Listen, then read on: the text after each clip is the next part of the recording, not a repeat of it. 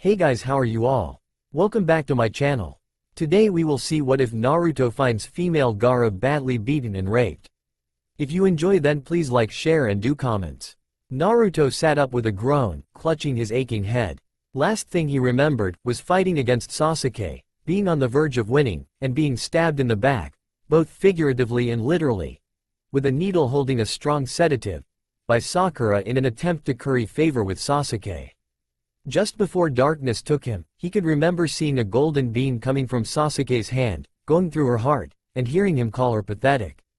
After that, all he had were flashes of a cave, Akatsuki cloaks, some guy that looked like an even prettier version of Sasuke standing next to the bastard, the fox calling someone a red-eyed geriatric, and then Kyuubi mumbling about do-overs. Naruto suddenly paused when he thought over the flashes, and tried to make something of them. Kyuubi? Calling someone a geriatric? Now that's a pot and kettle moment if there ever was one. Taking in his surroundings, Naruto found himself in what appeared to be a massive white waiting room.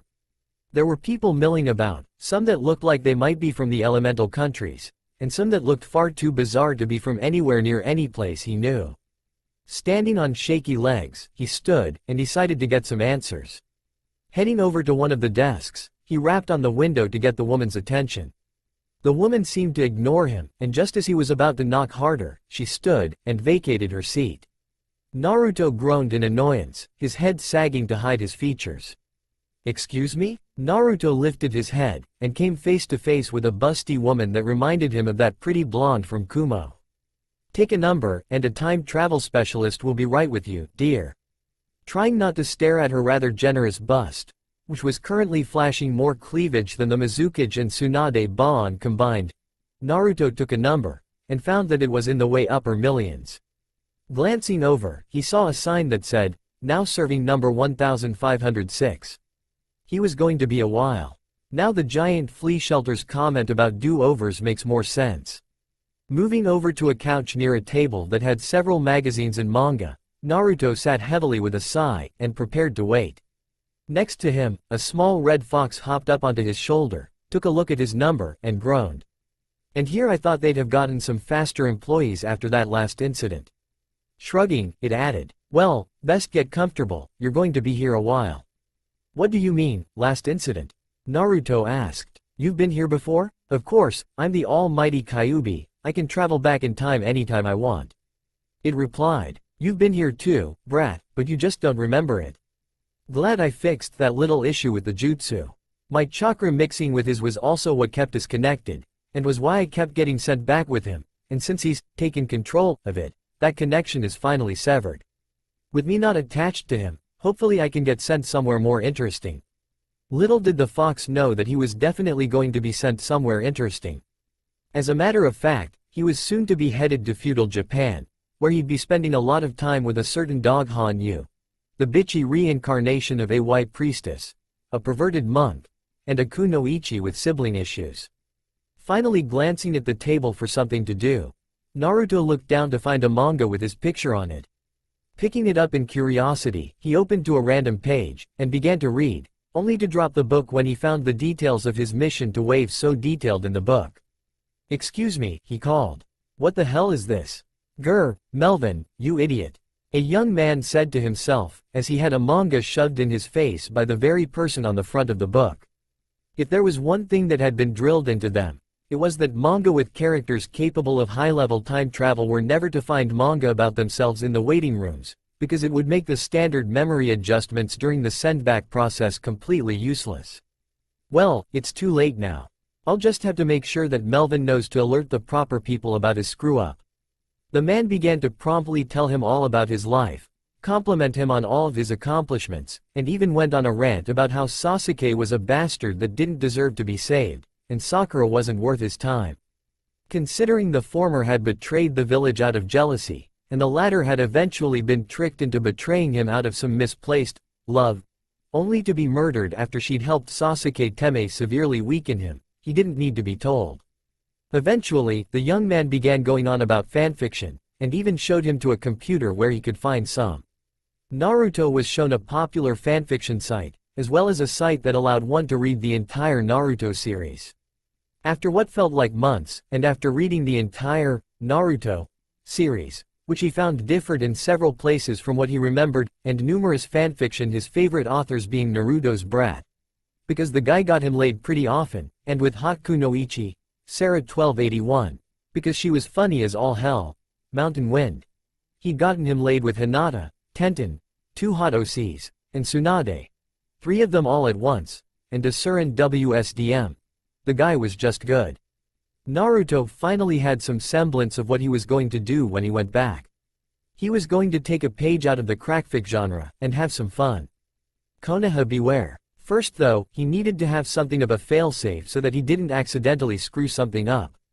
He wouldn't be able to have any fun if he changed a bunch of major things, and lost his advantage.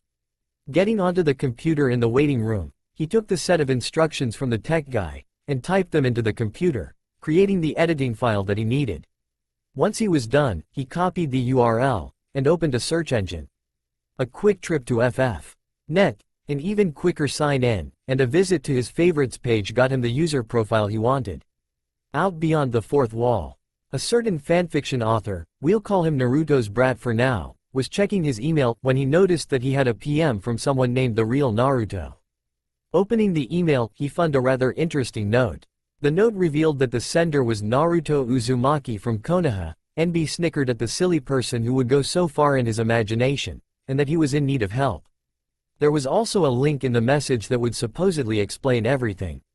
NB naturally didn't trust links like that, but given that it would be fairly easy to report the profile from another computer should it be spam or a virus, NB clicks on the link. Almost as soon as he clicks it, something begins downloading onto his computer. When the download finished, a window popped up, and he had to stop himself from going into a convulsive twitch. There, on his screen, was a guy, who exactly resembled what he remembered a 16-year-old Naruto Uzumaki to look like, sitting in a waiting room. Okay, this is fucking freaky, NB said, staring in shock at the young man. He'd seen cosplayers before, but this was insanely accurate to the point of impossible. Not to mention, he didn't think a cosplayer could pull off the cartoon look. Hey, NarutosBrat, the man nodded. Glad you came through. I don't think I have enough time to send this message to someone else. Now if you can see me, then it means the connection was a success. Naruto explained. What has happened is that Kyuubi has used a space-time jutsu to send us back in time. Because of certain other events, I have become aware of the fourth wall, and you are going to be my connection to the other side. By clicking on the link, you're now connected to a seal the fox helped me create that will allow us to communicate, and you to make changes when I get back. With your help, I plan to make things interesting, like in crackfics, and prevent certain people from succumbing to certain severe bouts of stupidity. The little box in the bottom right corner of your screen is where you will help me make the changes for things. Think of it like a fanfiction that you're helping one of the characters write. Just click on the Help button for further instructions. Now my number is almost up, and I need you to send me back to a specific time. Now serving number 987,654,321. The busty clerk called. Alright, I'm up, let's go to work. Naruto walked up to the desk, and whispered. I sent you a PM telling you what I want done first, so don't forget. As the little window went blank, NB stared for a moment more, before opening the help menu, and checking the first of the changes Naruto wanted to make. After all, it wasn't the weirdest thing to ever happen to him, and given some of the stories he'd written and posted, and some of the ideas he still had for others, well, this was technically normal. After a few moments, a sudden sinister smile crossed his face. This could be fun. 7 years before intended arrival day, IAD. As soon as Naruto arrived, he was forced to hide. He'd forgotten to give more specific instructions on when and where he'd wanted to arrive, not knowing the exact date. Just that it was on Hinata's birthday, which he was ashamed to admit that he didn't know, so NB had sent him back to his own apartment nearly a week before.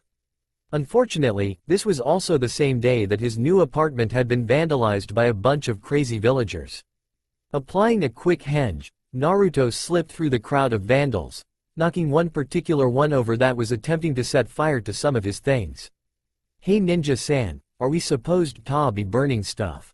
He asked, holding up the lighter the man had. The ninja took one look at the lighter, and the man responsible, before motioning for 2 other people there to escort him out of the building. Naruto was surprised at that. Smashing his stuff was okay, but burning it was wrong? Then again, he had heard about a guy being arrested a few days later for arson. Anyway, Naruto slipped out of the apartment, and headed out into the village.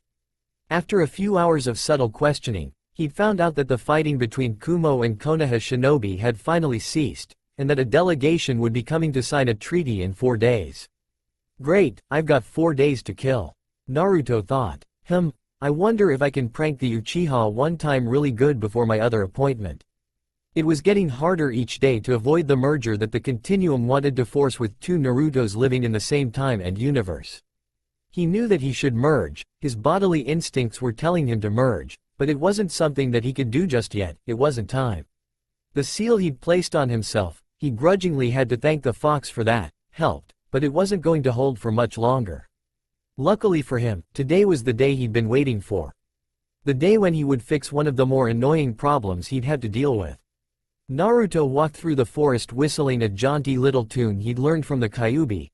Pop Goes the Weasel was rather fitting for what he planned to do. As he felt the chakra signature approaching, he began to hum. Dum da dum da da da da dum, da dum da dum da dum dum, dum da dum da da da da dum. Naruto balled his hand into a tight fist. Thoomp. Goes Itakai. Naruto sang as he slammed his fist into the man's gut, knocking the air from his lungs. The man dropped the bag that carried Hinata as all the air he thought he owned left in an instant. A swift chop to the neck, and he was out like a light. Naruto then swiftly used his shapeshift jutsu. Kyuubi's pride wouldn't allow him to call his upgraded Hanja transformation to change into his 4-year-old self. Naruto strolled over, and freed Hinata, grinning at the frightened girl. Hiya, I'm Naruto, Purdy. To his shock and surprise, Hinata flew into his arms, sobbing and clutching him tightly. It was about this time that Hiashi Hyuga came upon the scene, finding his daughter clutching to the village pariah as if her life depended on it, and the man who'd kidnapped her laying unconscious on the ground. He was tempted to kill the man for this insult, but decided that since he was already incapacitated, it would be best to hand him over to the Anbu that his brother had summoned. Naruto noticed the man, and pulling Hinata away from him, pointed her to the direction of her father. Hiashi found himself suddenly holding onto his daughter's crying form, though he was inwardly impressed with the strength she was holding onto his leg. He gave a sad sigh, before looking up at the boy that had undoubtedly rescued his daughter, only to find he'd disappeared. What Hiashi didn't know was that Naruto had released the seal, and NB had restarted the time travel process. Because of the pit stop, Naruto wouldn't be able to go back as far as he wanted, but he should be able to go back to just after he'd failed the academy exam, and take care of a few problems. What Naruto didn't realize was that his actions would have further reaching effects than he'd planned. Nothing serious, but something that would definitely be beneficial to him in the future. The incident allowed Konoha to gain another concession out of the treaty, namely one of their Jinchuriki teaching Naruto how to control the Kyuubi's power once he learned of the burden. Naruto arrived at probably one of the most inopportune times he could have. Hanging from some, admittedly now, thin ropes in front of the Yondaimi's face with a paintbrush in hand. He'd have liked to have gone back further, but at least this would still give him a chance to take another crack at that bastard Mizuki. He couldn't wait to see the look on that bastard's face when he passed his exam. With a grin on his face, Naruto tossed the paint can down into the crowd of people, then made the hand seal for the shunshin, before realizing that he wasn't supposed to know that jutsu yet. If that many people, and several of them were shinobi who'd recognized the technique, saw him use that technique, it could land him in trouble, as well as having him brought forth to answer questions he'd rather not. Grabbing onto the ropes, Naruto began climbing back up, just as he heard Iruka yell out. Shit, busted. Naruto sat on the floor of the academy classroom, again tied up, and cursing the forced déjà vu. He petulantly listened to Iruka's rant about him failing the graduation exam twice already, never realizing that he was practically replaying the same scene almost to the letter, but for different reasons. It wasn't until Iruka yelled for everyone to line up for a henge test, did Naruto really start to pay attention. As Naruto waited in line for his turn, he was having a fierce internal debate. To oiroke or not to oiroke, that is the question. Naruto thought sagely. That sounded familiar, but I can't seem to place it for some reason. It's Shakespeare, doofus. A voice in his head said. And I think you should definitely Oiroke, only make it better. Oiroke into Iruka. Iruka noticed the rather devious grin on Naruto's face, and while he didn't know why, he became incredibly fearful of the blonde. Knowing there was nothing for it, he called the blonde to the front, and awaited Naruto's performance. Placing his hands in the seal for transformation, Naruto called upon his chakra, which was far more than an E-rank genjutsu, ninjutsu hybrid required. Was it his fault that he'd missed the lecture that explained that Henge was a genjutsu, ninjutsu hybrid, and not a full-on ninjutsu? No, it was the fault of the boy who'd hit him in the face with a spitball, and when he reacted in shock, it was the bigoted teacher's fault for tossing him out for disruption without even trying to find out what really happened. Thankfully for everyone's sense of justice, both the culprit and the teacher found themselves spending a lot of time on the toilet the next day, without toilet paper. Anyway, as I was saying before, Naruto called upon more chakra than he needed for the jutsu. You know, one would think that given everything, he'd have learned at some point to properly perform the jutsu, especially when Tsunade and Jiraiya found out that his henge wasn't normal, and I'm rambling again. Sorry, back to the story. With a cry of henge, Naruto performed the jutsu. The figure that emerged from the smoke both shocked, in a good way, and horrified Iruka. There, standing in front of him, was himself, only as an extremely white woman. From the hairstyle, the height, the similar, but more slight build, even to his facial scar, everything was there, and added to it was an hourglass figure, a very pleasant bust of a very nice size, wide, round hips, and from what he could see, likely a very plump, firm behind as well. Poor Iruka would be traumatized when the fact that he'd gotten a rocket nosebleed from seeing himself as a naked woman finally registered later that evening. Naruto had just turned back when Iruka hopped back to his feet, and one big head no jutsu later, Naruto had been chastised for creating, as Iruka put it, stupid skills. And yes, you could tell from his tone that the two words were indeed capitalized. Things after that continued the same as they had before, with Naruto grumbling at the fact that he couldn't use the Taju Kage Bunshin no Jutsu to help clean the mess. Again, that would bring about unwanted questions. While he planned to use the jutsu for his graduation exam, that could be played off as that being how he'd been taught to use the jutsu, which wasn't far from the truth.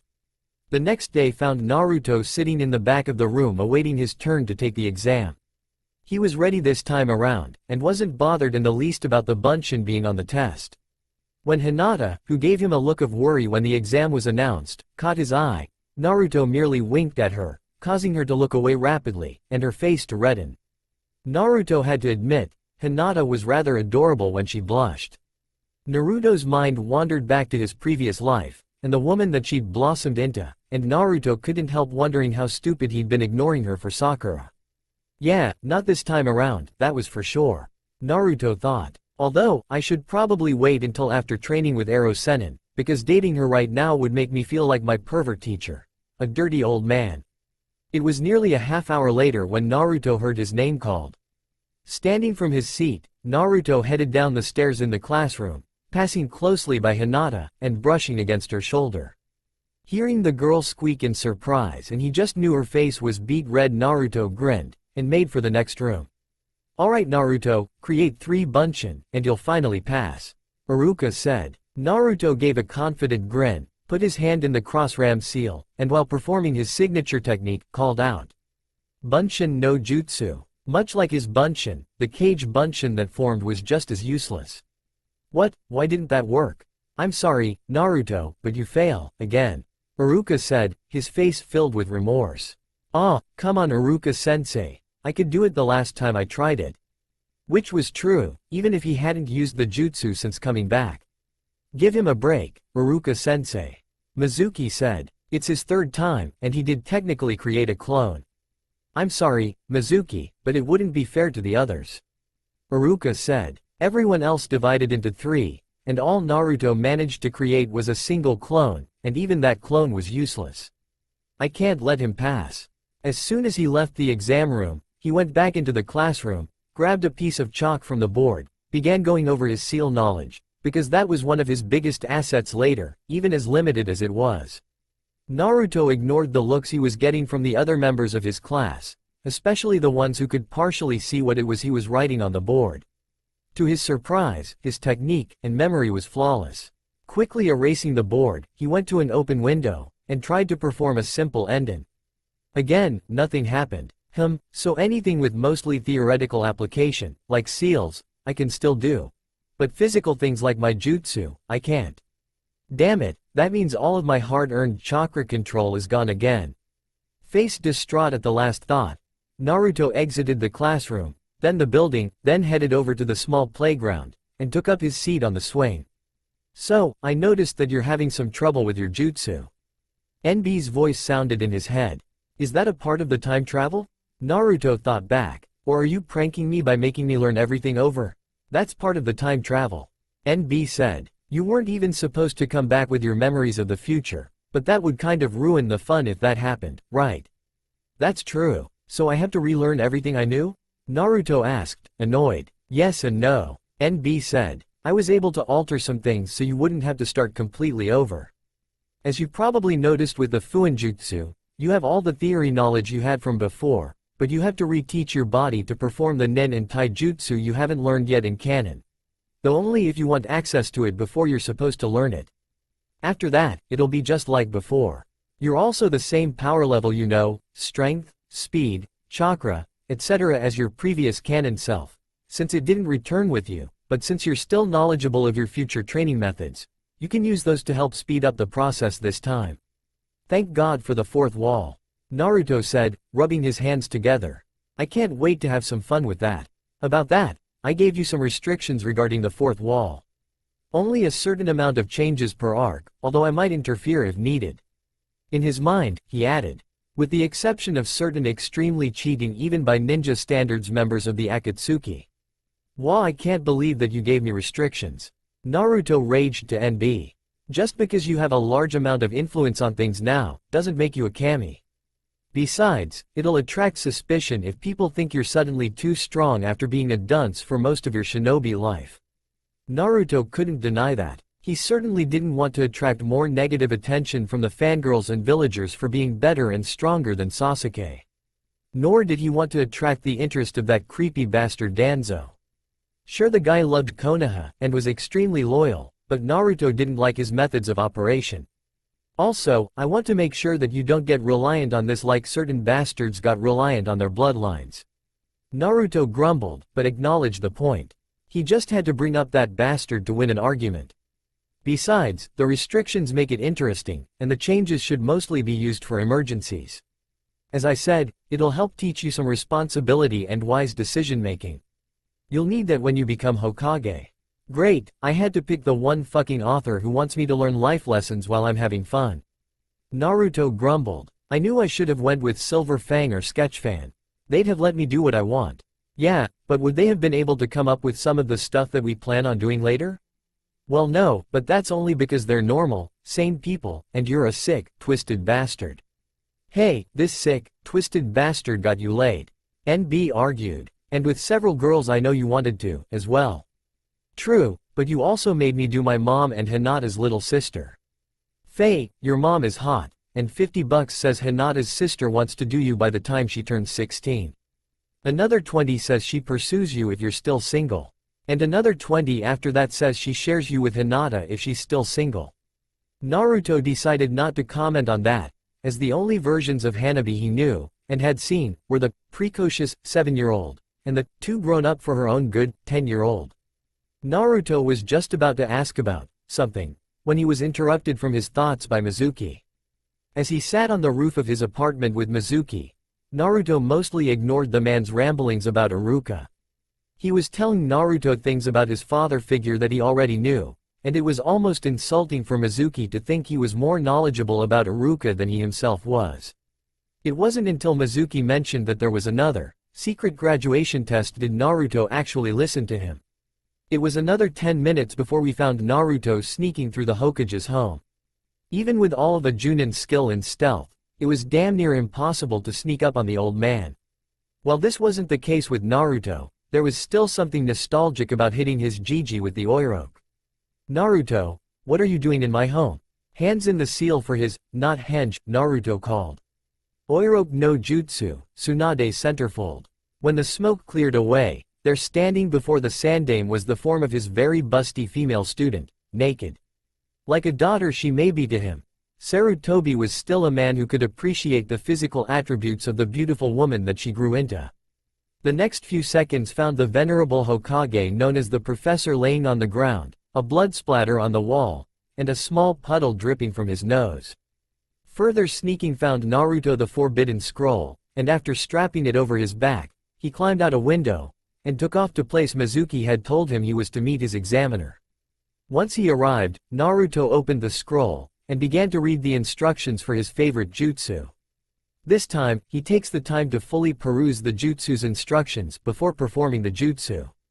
After he'd finished, and realized just how awesome, and how much potential the jutsu had in his hands, Naruto formed the familiar seal. Hoping that it worked, he gathered his chakra, and tried to create 10 Kage Bunshin. He got 13. Oh well, at least it works now. Naruto said. I'll just have to work on my chakra control.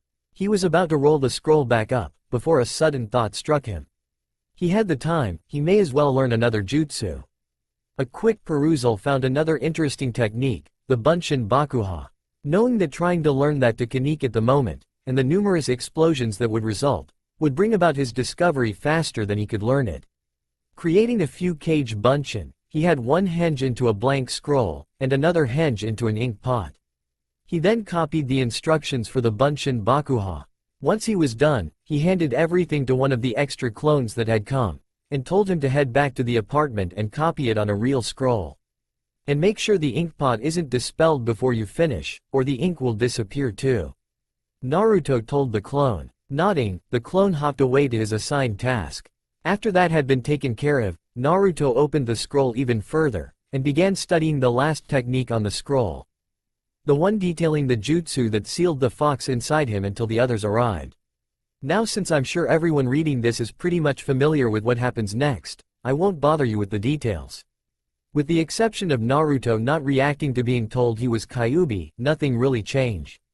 It wasn't until Mizuki had Iruka cornered that things got interesting.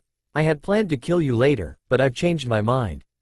Mizuki said, spinning his giant shuriken. Just die. As the Chunin charged, Iruka gave a slight smirk, ready to face his death. He knew that Mizuki wouldn't get the scroll. Naruto was better at evading people than most of the ninja in the village. 2 meters from death, a shadow intervened, kneeing Mizuki in the chin. As Mizuki was knocked backwards from the strength of the blow, the shuriken flew off into the woods, lodging into the chest of the surprised root ninja who'd been spying on the scene taking place. Struggling to his feet, Mizuki glared before growling. You shouldn't have done that. Naruto glared right back. Touch Iruka-sensei, and I'll kill you. And unlike the first time he'd said it, Naruto felt he could go through with it this time. You idiot, why'd you come back? Iruka shouted. You should have just run away. Hey, a little punk like you, I'll kill you in one shot. Mizuki boasted. Not if I deal with you first. Naruto returned, bringing his hand into a very familiar seal. Kage Bunshin no Jutsu. And suddenly, Mizuki wasn't feeling so bold anymore. There was orange all over the place. In the clearing, in the surrounding forest, up in the trees, everywhere. What's going on? What's wrong, Teme? The Narutos teased. I thought you were going to kill me with one shot. Fine, if you're not going to. With that, an orange-clad figure darted forward, and kneed Mizuki in the chin. 3 more slid beneath him, and kicked him into the air, while a final clone springboarded off the first one's head into the air. With a triumphant yell, he performed the same move he'd used on Kiba in the Chunin exams. But Naruto wasn't quite done with Mizuki yet. Oh no, that bastard had more coming for sabotaging his taijutsu education. While this was going on, all of the other clones had jumped into the air, and performed a mass henge. What appeared was a giant pair of hands performing the tiger seal. This seal then began a rapid descent towards the ground, aiming directly for a particularly vulnerable spot that just so happened to be poking up in the air after Naruto's team attack. Iruka gave a pained wince as the attack hit home, and vowed to castrate Kakashi on principle alone. Senin Garashi, he thought, I wouldn't wish that on my worst enemy, especially not the way Naruto just used it. Hee, oops, Naruto said, but his tone was completely unapologetic. And thus, Naruto once again graduated under suspicious circumstances. The next day, as Naruto was turning in his completed registration form, the meeting was interrupted by a small child barging into the room. "Fight me, old man," the brat yelled, before tripping over his own, overly long scarf. Naruto sighed. "He's not even my apprentice yet, and he's already embarrassing me," Naruto thought. The next moment, the boy jumped to his feet, looked around the room, and pointed at Naruto. You tripped me," he yelled. "You set up some kind of trap." No, you tripped over your scarf, or possibly your own feet." "No way, it's your fault," Konohamaru yelled. "Just when I gotten the drop on him, and had him beat, you go and ruin things for me." "You really think you can beat him?" Naruto asked, Konohamaru, already knowing the answer. "Yup." Naruto couldn't help the snort of laughter that came. "Let me put this into perspective for you, runt." Sarutobi almost choked on his pipe hearing such a large word come from Naruto, but smiled knowing that he was at least smarter than he'd feared given the boy's poor academic performance. "I could beat you with my eyes closed and one hand tied behind my back. You could probably hold your breath for 10 times the length of time it would take Gigi to beat me. You haven't got a chance right now, so stop being stupid." The last 4 words were punctuated by Naruto bopping the kid on the skull, much like Sakura and Tsunade had been fond of doing to him. He then rounded on Ebisu. "And you?" "Me?" the man asked, pointing at himself. "How dare you call yourself an elite tutor putting ideas like that in his head? There are no shortcuts to becoming Hokage. Any ninja worth their shit knows that. If this is the kind of stuff you're going to be teaching kids, I hope you never make Junin and get a genin squad of your own. They'd end up getting themselves killed on a stinking D rank with you leading them." So shocked was Ebisu at Naruto's declaration, that he didn't notice that Naruto had walked up to him, until he felt a searing pain in his shin. "Dummy." Walking down the streets of Konoha, Naruto couldn't help the growl that came from him. "That fucking idiot is going to get those 3 killed, I just know it." Naruto raged. "Well, screw this, I'm not letting that happen. I'm going to get myself promoted at the Chunin exams, and then I'm going to become a Junin, so that I can get them as my own squad." Naruto suddenly felt something on the edge of his senses. Speak of the little devil. Turning to the section of the fence where the wood ran horizontal instead of vertical, Naruto spoke. "You know, if you're going to use that technique, you should probably get the directions of the wood right."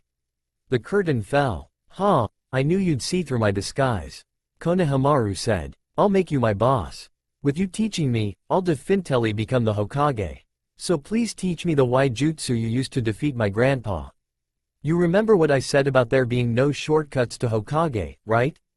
Naruto asked. "Yeah boss, but making grandpa pass out with a nosebleed seems like it would be funny," the boy answered. Naruto found that he couldn't disagree there. "Okay, I'll teach you," Naruto said. "Just don't do it too often.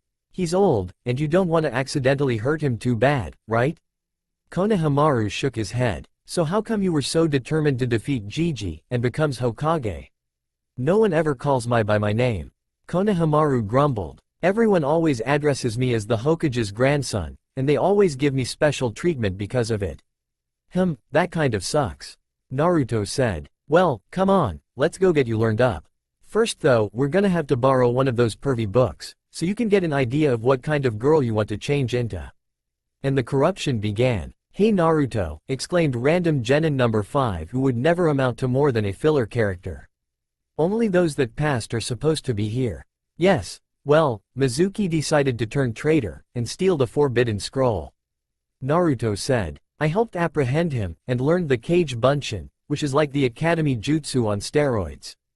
The Hokage decided to give me a field promotion." The boy's retort was interrupted by another voice. "Excuse me," Sakura said, "will you let me through?" The boy moved, and Sakura bore down on him. "Naruto, move your ass. I want to sit on the other side of you." "Hey, why the hell did you ask him nicely, but then yell at me?" Naruto asked. "Shut up," Sakura yelled, hitting him in the head. Naruto barely winced at the strike, and had to hide a grin when Sakura shook her hand a bit in pain. "You know what, forget it," Naruto said as Naruto was about to get up.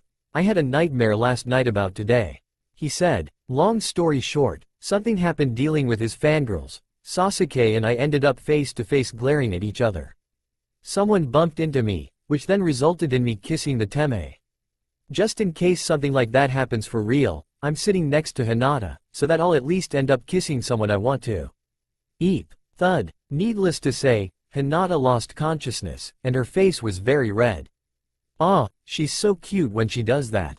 As Naruto watched, almost feeling sorry for the bastard, Ino came in, and a fight between the two biggest fangirls broke out. Unable to take the squabbling any longer, and curious as to what it was about Sasuke THT they liked, Naruto spoke up.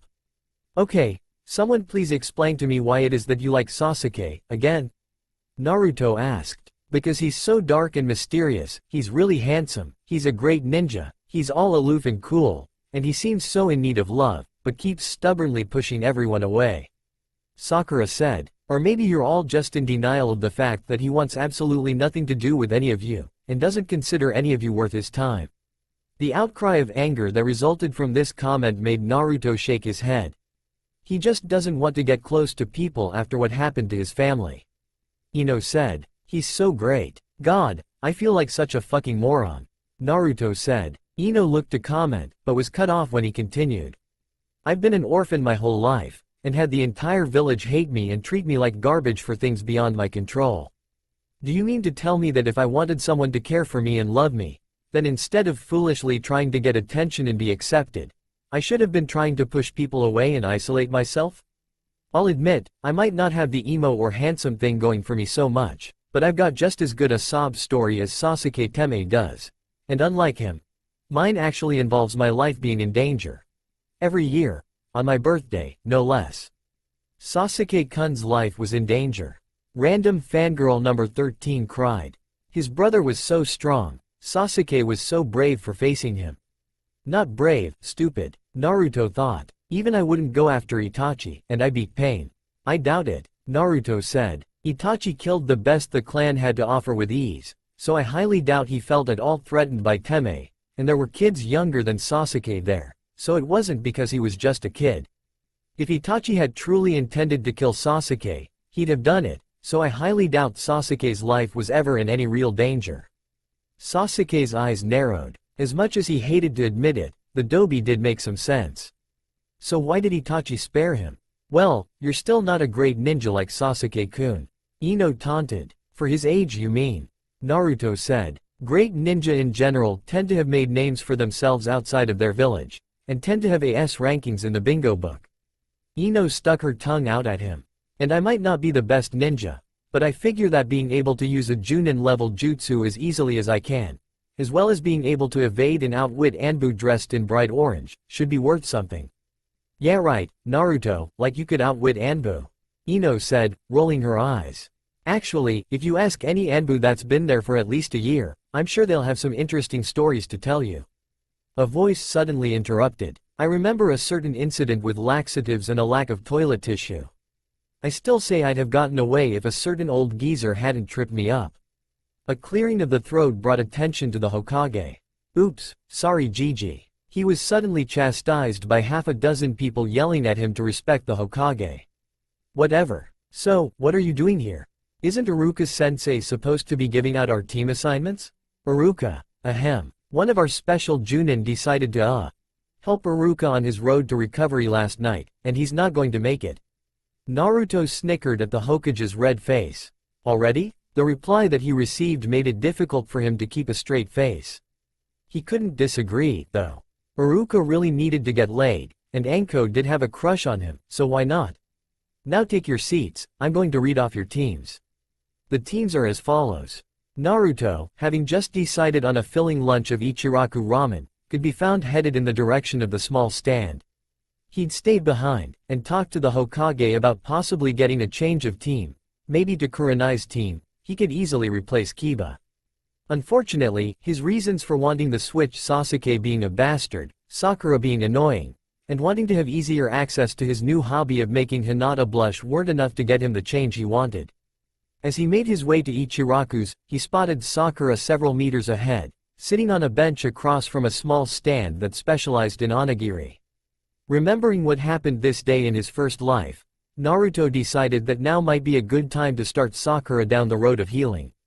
With a quick dip behind a bush, and an even quicker henge, Naruto came back out, and continued his stroll. As he came upon the girl, he heard her voice. Sasuke-kun, Sakura called. Would you like to join me for lunch? I accidentally ordered too much. Naruto looked at the portion, and had to fight back a groan. The order was barely fit for a child of Konohamaru's size, and it was obvious that she had barely touched it. Sakura, he replied dully. He then inwardly shivered. Being so emo and emotionless left you with a creepy feeling. You're so smart, that you're stupid. Sakura's look of shock was priceless. Stop starving yourself, it's sickening. And stop chasing me, and go after someone that actually wants to be with you before they lose interest and you end up alone. With that, Naruto continued his stroll down the street to his favorite restaurant. Sasuke-kun? Sakura asked his retreating back. What was that? Inner Sakura yelled. I think he wants me to go out with Naruto.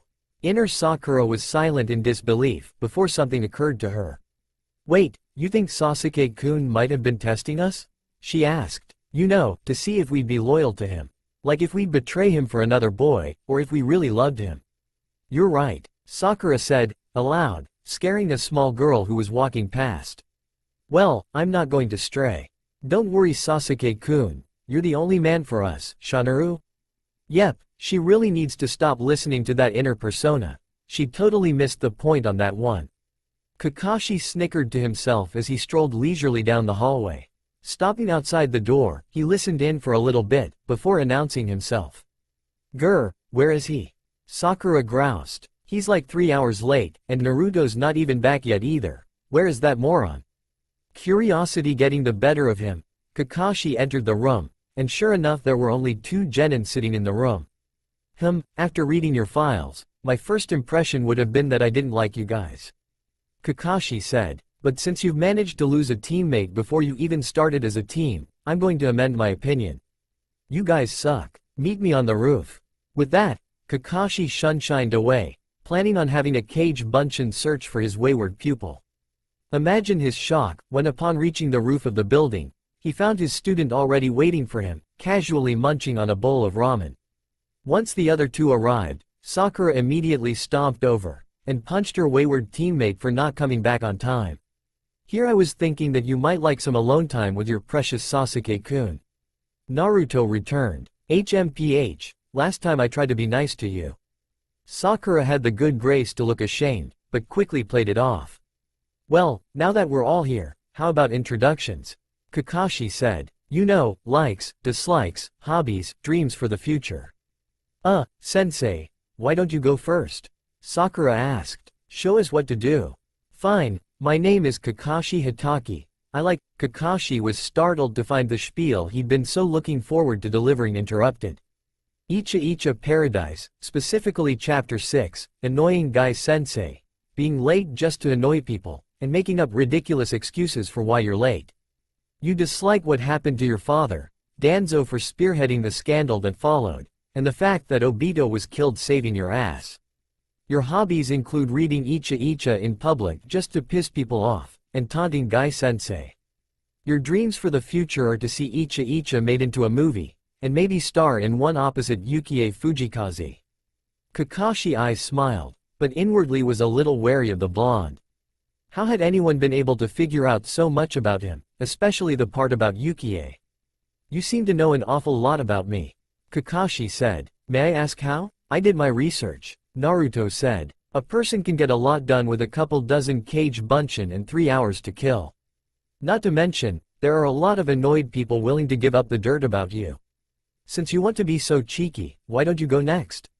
Naruto shrugged. You all already know who I am. I like ramen, training, how cute Hinata-chan gets when she blushes, and gardening to an extent. I used to like Sakura, but then I realized that I'm not into masochism. I dislike arrogant emo bastards, people who look down on others, people who judge prematurely, fangirls who starve themselves because they're trying to keep thin, while foolishly putting their teammates in danger because they aren't gaining any muscle tone that is crucial to being a shinobi. I also dislike late sensei who obsess over one student and ignore their others. Most importantly, I dislike the 3 minutes it takes to cook instant ramen. My hobbies include taking care of my plant, learning about seals, and trying new flavors of ramen at Ichiraku. My dreams for the future: prevent Sasuke from betraying Konoha for vengeance, prevent Sakura from betraying Konoha for Sasuke, and to not get prematurely killed again. After that, maybe I'll marry Hinata and have a bunch of kids, and become Hokage. Naruto thought all of this, but decided to just keep things as simple as possible. You already know who I am. I like stuff, and I dislike stuff, but that's not important. My new hobby is seeing how much I can make Hinata-chan blush, and I hope to marry my cute little Hina-chan and become Hokage one day. Naruto inwardly smirked, enjoying the shocked scowl on Sasuke's face, the look of annoyed betrayal on Kakashi's, and the combo of shocked and betrayed on Sakura's, though why she sported the latter expression, he didn't know. Naruto mostly tuned out the rest of the meeting, already knowing what was going to happen, only paying enough attention to comment on the introductions. His, "Why am I not at all surprised?" after Sakura's rant resulted in his having to dodge her fist. Being betrayed by the girl had taken a lot of the shine out of Sakura that had been there, and he couldn't help the feeling of annoyance at the girl she used to be, and how often she took swings at him for no apparent reason. We'll skip what he said to Sasuke, but suffice it to say, he had to dodge Sakura's fist again. Once they'd been dismissed, again he took great happiness out of watching Sakura and Sasuke's reactions to the bell test. Naruto decided now was as good a time as any to lay some foundation. Okay, since we're a team now, I think it prudent that we establish some ground rules.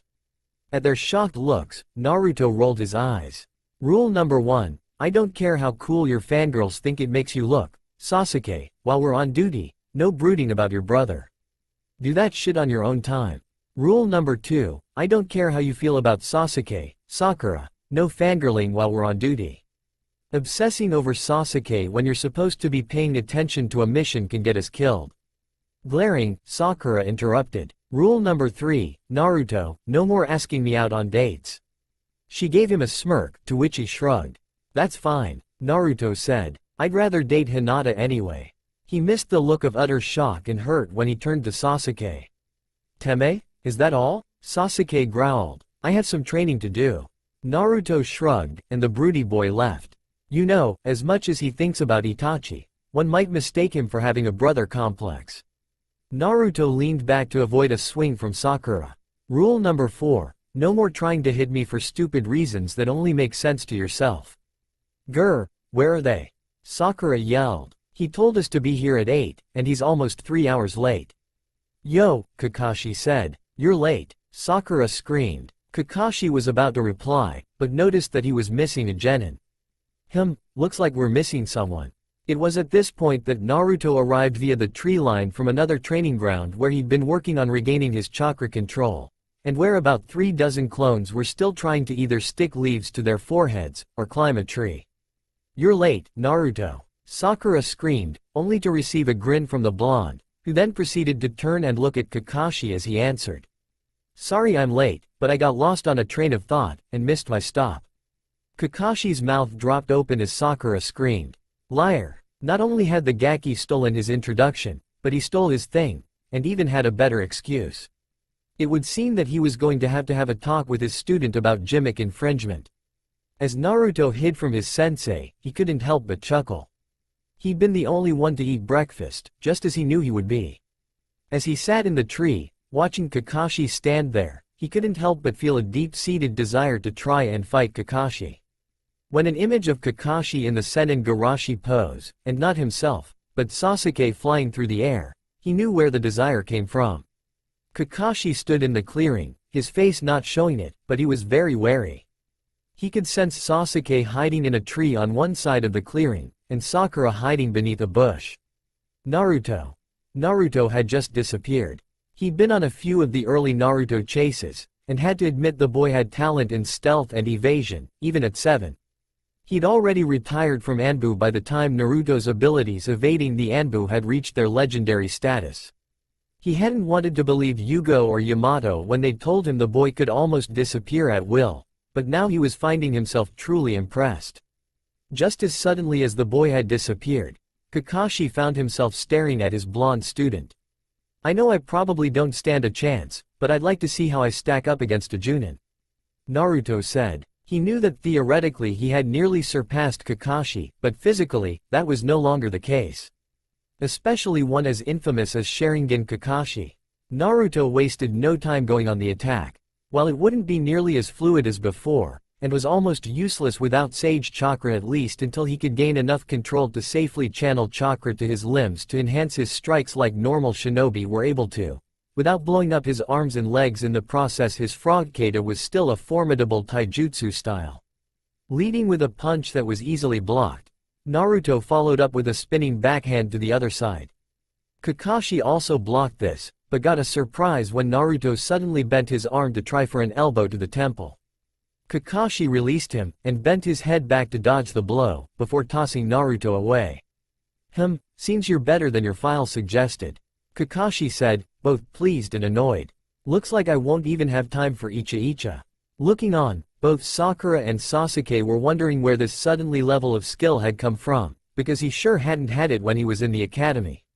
Well, that didn't work. Naruto groaned, his hands forming a cross ram seal. Time to take this up another notch. Kage Bunshin no Jutsu. 6 Narutos appeared, and sparing less than a tick to grin at his sensei. All 7 Narutos attacked at once. It was a testament to Kakashi's skill that he was able to defend himself against the surprise attack from all 7. Despite the lack of intelligence and natural talent that Naruto had possessed as an adolescent, his unpredictability still made him fairly capable as a shinobi.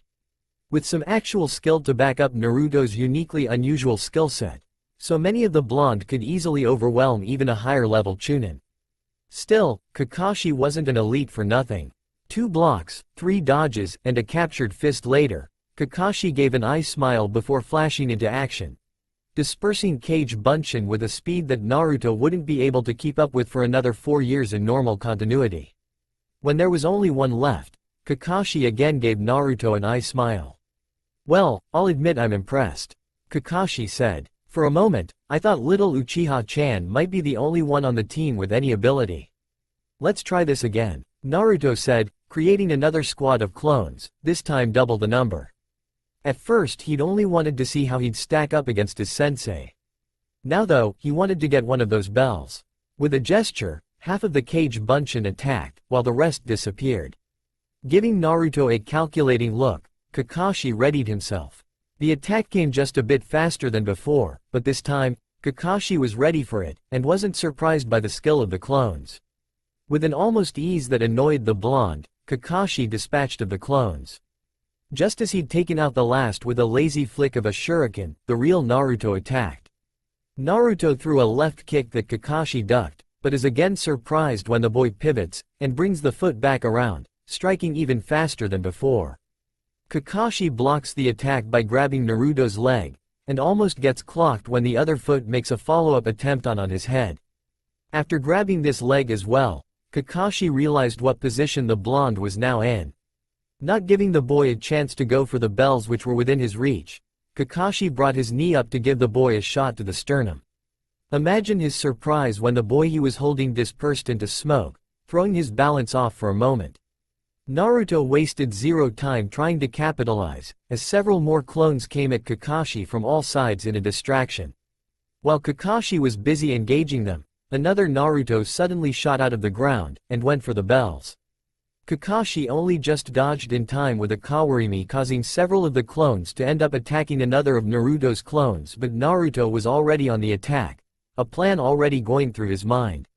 A clone at his back, Naruto went in for a punch, but found his plan derailed immediately. Kakashi again used a kawarimi, but this time with the clone that was tailing him. Naruto's punch dispersed the startled clone, and set Kakashi up for his next attack. A ninja isn't supposed to get caught from behind, Kakashi said, seriously. Sakura tried to yell a warning, but as Kakashi would inform him seconds later with a glint in his eye. Too late. Hiden Konoha Ninpo, Senin Garashi. One thing that Naruto had learned about the kawarimi, so long as your chakra could overpower that of the target after the chakra for the jutsu was used, though catching your target off guard would allow someone with a weaker chakra to do the same, you could switch with anything, even other people. And if there was one thing that Naruto knew, it was that he could switch places with all of his teammates. A millisecond before Kakashi's thrust forward fingers connected, there was a puff of smoke, and Naruto was no longer standing in front of him, but a startled and confused Sasuke. Too bad for the Uchiha, he was already committed to the attack, and there was no way to stop it now. As Kakashi watched the Uchiha genius fly through the air from his chakra-enhanced ass poke, he couldn't help but smile beneath his mask. Using others as a meat shield to avoid embarrassing situations, Kakashi thought. He is his mother's son after all. Oh well, I'll have to catch him later, now to play with the others. A quick shunshin later, and Kakashi was gone. From his place in Sasuke's former hiding spot, Naruto plotted his next move. Feeling out with his senses, Naruto located Sakura, and headed in that direction, knowing that she was next on Kakashi's torture list. He arrived just in time to hear his sensei say, "Sakura, behind you." The pinkette turned, only to find Kakashi staring at her with his hands in a rat seal. A massive swirl of leaves later, and Sakura saw her sensei disappear. Eyes drooping drowsily, Sakura began to sway, a bit before snapping back to wakefulness. "Huh, what was that?" Sakura asked. "Where'd he go?" Sakura found herself very wary of the fact that Kakashi-sensei had snuck up behind her. She didn't want to be ass-poked after all. A moment later she shook her head, grumbling about overly dramatic sensei using so many leaves to shunshin away. He hadn't used that many before. Just as she was about to go continue her search for Sasuke, she heard a voice behind her that made her heart flutter call her name. "Sasuke-kun?" she said, turning, a bright smile on her face. The smile rapidly fell to make way for a paled, horror-stricken visage when she caught sight of her beloved. He was kneeling on the ground, barely holding himself up with the help of a tree. There were kunai and shuriken sticking out of his arms, back, and chest, each wood bleeding freely. His left leg was broken at the shin, the foot turned facing backwards in a sickening manner. The most serious injuries, however, were his missing right eye, and the decapitated left arm which had been cut off from just above the elbow down. Her brain tried to come to terms with what it was seeing and what she knew. Sasuke-kun was the best, and nothing like this could ever happen to him. Yet she could see just as plain as day that it had happened. From his perch above Kakashi, Naruto snickered when he saw Sakura's eyes go wide. Tears began to fall, but he almost started laughing when she screamed, and started foaming at the mouth. He could remember the time they'd been reminiscing about that first bell test, and she'd revealed what Kakashi forced her to see. For a 13-year-old fangirl who Sakura had even admitted was ill-fit to be a ninja, that event was suitably traumatizing. "I think I might have overdone it," Kakashi said. "Nah, she needs a fangirl rude awakening," Naruto said, startling the Junin. "I say you went easy on her. Don't worry, I'm not going to attack you again yet, I'm here for Sakura. Go play with Sasuke, now. I'm sure he's recovered from being molested, and is ready to prove he's better than you." Kakashi gave Naruto a queer look, before disappearing in a swirl of leaves. Naruto gave a sigh, before dropping to the ground next to his still frothing teammate. A quick henge later, and Sasuke Uchiha stood in the clearing. Squatting, Naruto placed his hand on her shoulder, and channeled some chakra into the unconscious girl, before backing up. A second later, Sakura shot up, gasping for breath, in a panic. "Sasuke-kun," she cried out. "What?" Naruto asked, imitating the other boy. Sakura turned, and eyes wider than he'd ever seen them, tackled him to the ground, and hugged him tightly. "Sasuke-kun, you're alright," she said. "I thought you were, but I saw you. TCH, Kakashi used a genjutsu on you, Sakura." Her crush told her, causing her to blush in embarrassment.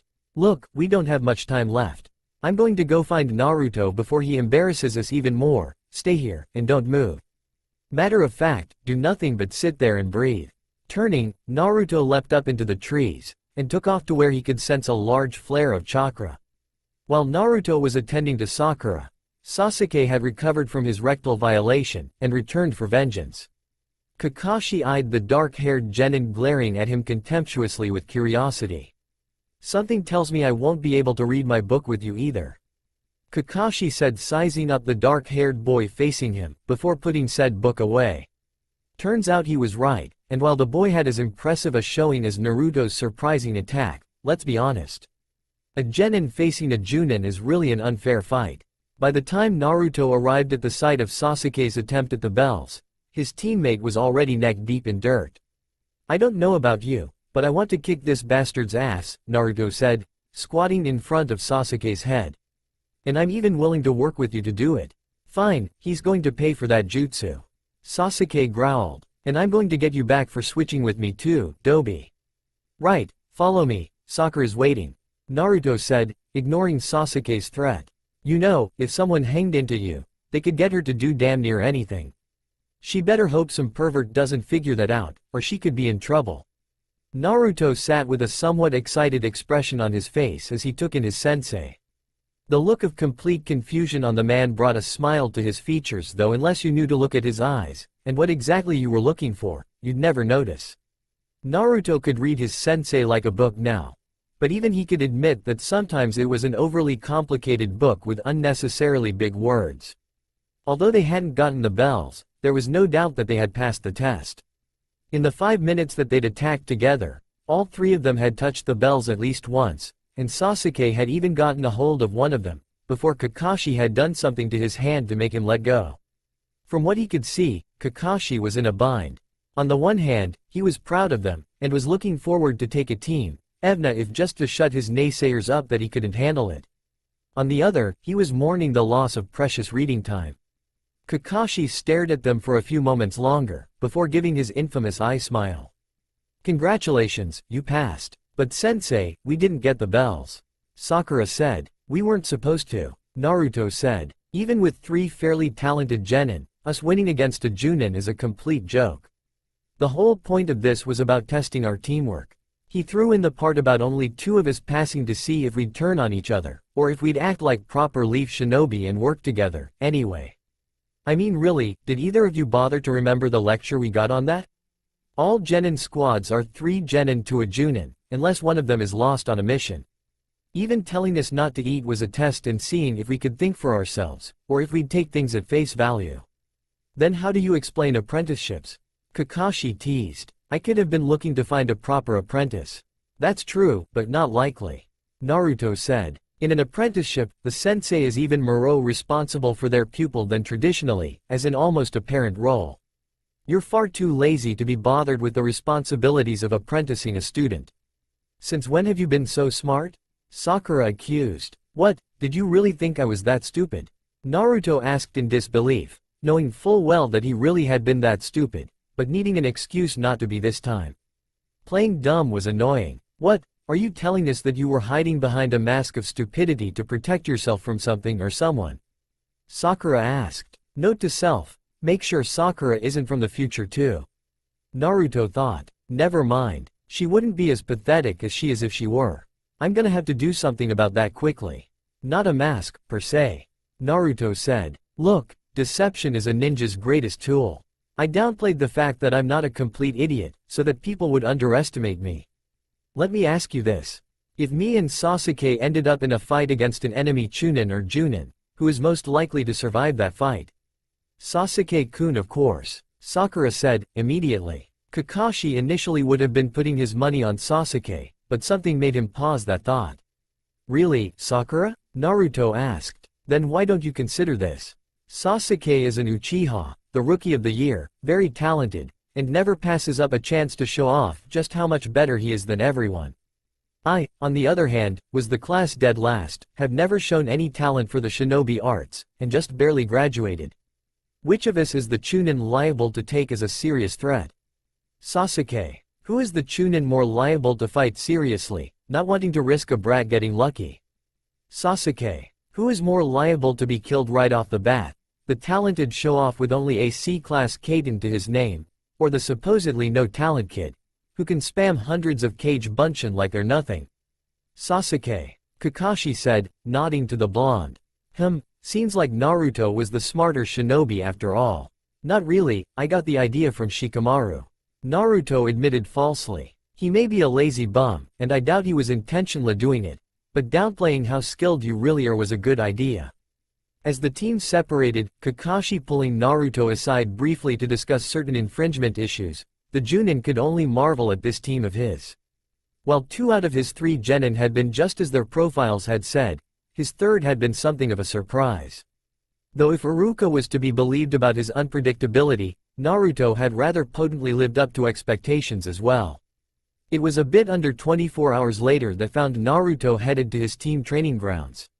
He knew they'd be starting their missions today after waiting hours for Kakashi to show, and a bit of training, and had planned accordingly. During the several-hour wait for Kakashi to arrive, Naruto had worked on reorienting his body into instinctually using the frog kata.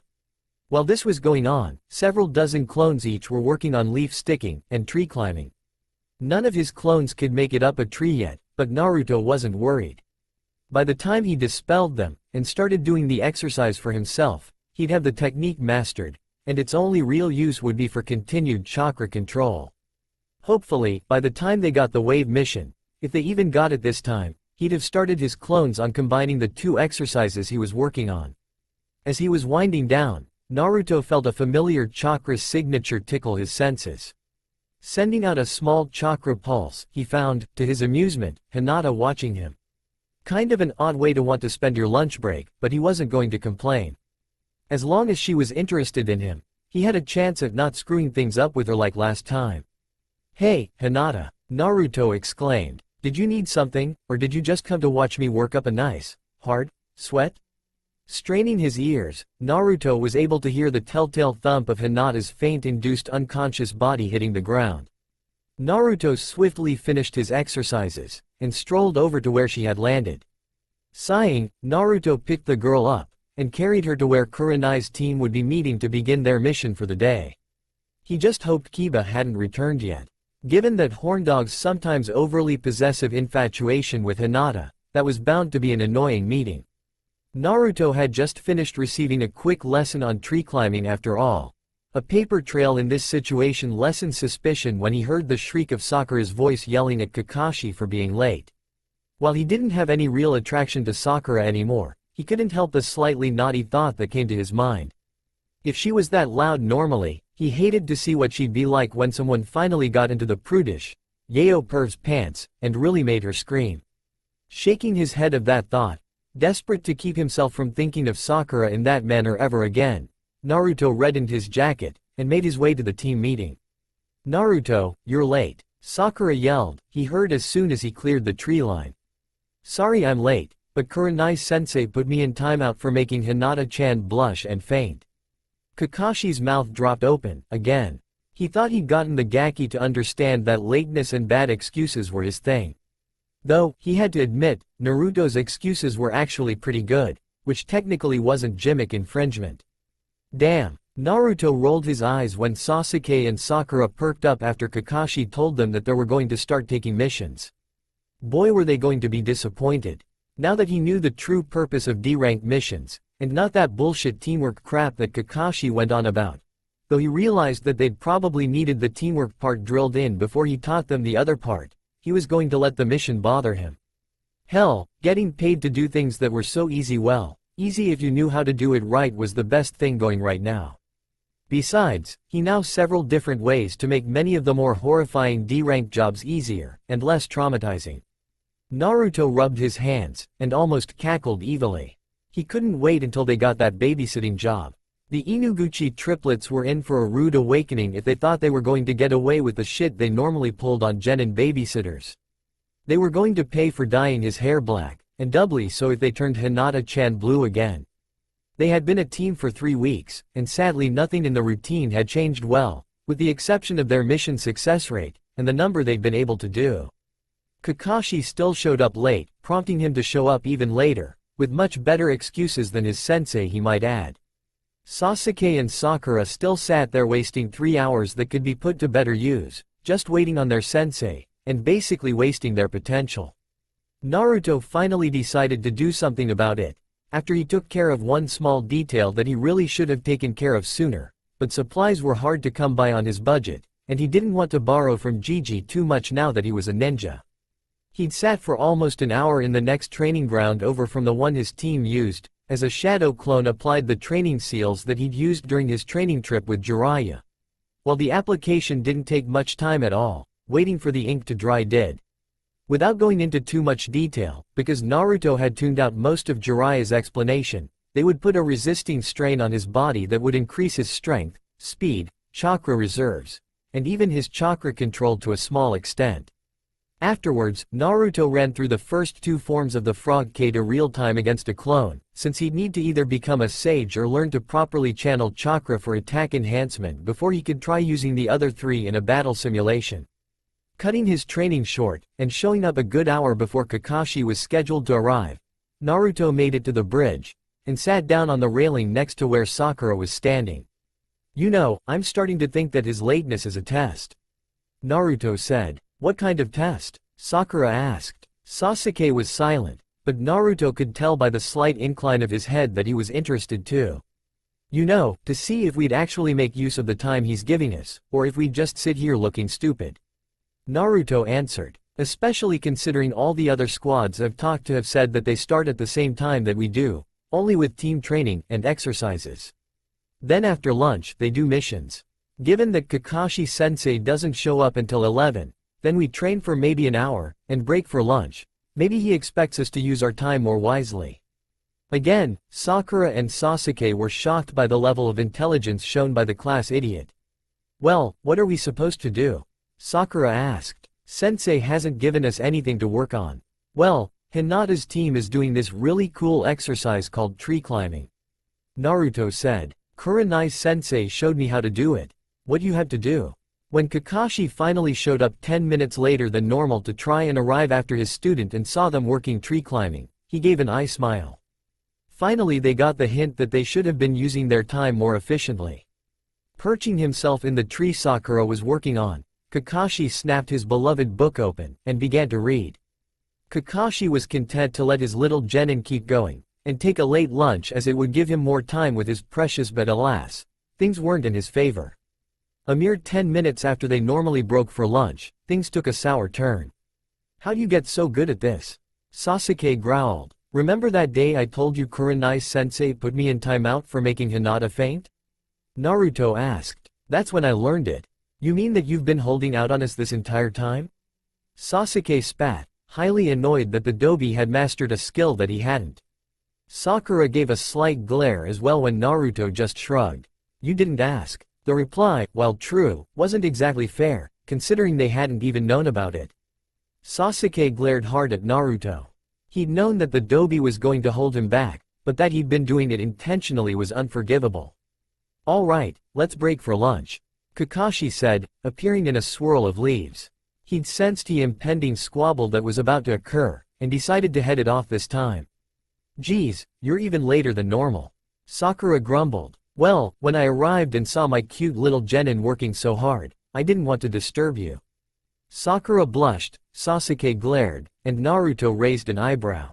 Lunch was a quick, quiet affair, and soon the group was ready to restart the day.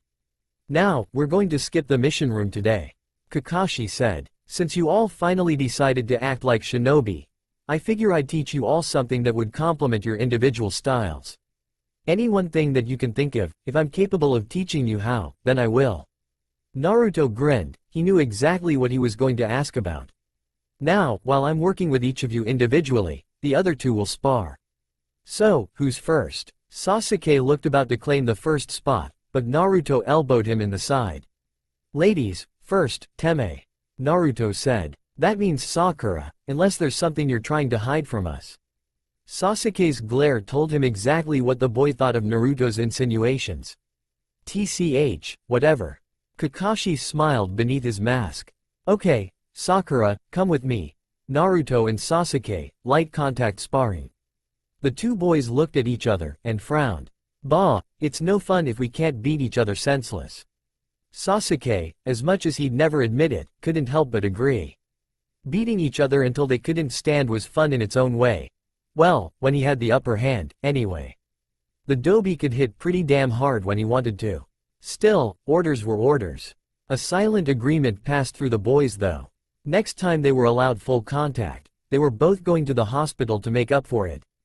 Dropping into the academy stance, for that was the only one that allowed them to take it easy on each other, they both charged. 20 minutes later, Kakashi ended the spar. Both male genin, highly bored with it after the first 2 minutes, were just going through the motions, and didn't look to even be trying. "I guess I came back just in time," Kakashi said. "Alright, Naruto, come with me." After leading him away from the other two, who were sparring more like Sakura, was attacking gently in order to not hurt her crush. As if she really could. And Sasuke was just practicing dodging Kakashi, turned to Naruto. "Okay, Naruto, pick your poison," Kakashi said, grinning behind his mask, just knowing that Naruto would want something flashy and overpowered. He was sorely disappointed, well, not really, but a little. "I want to learn the Shunshin," Naruto replied. "I know it's supposed to be for upper-level nin, but you said any jutsu. I could have picked something you don't know like the Rasengan, just to mess with you."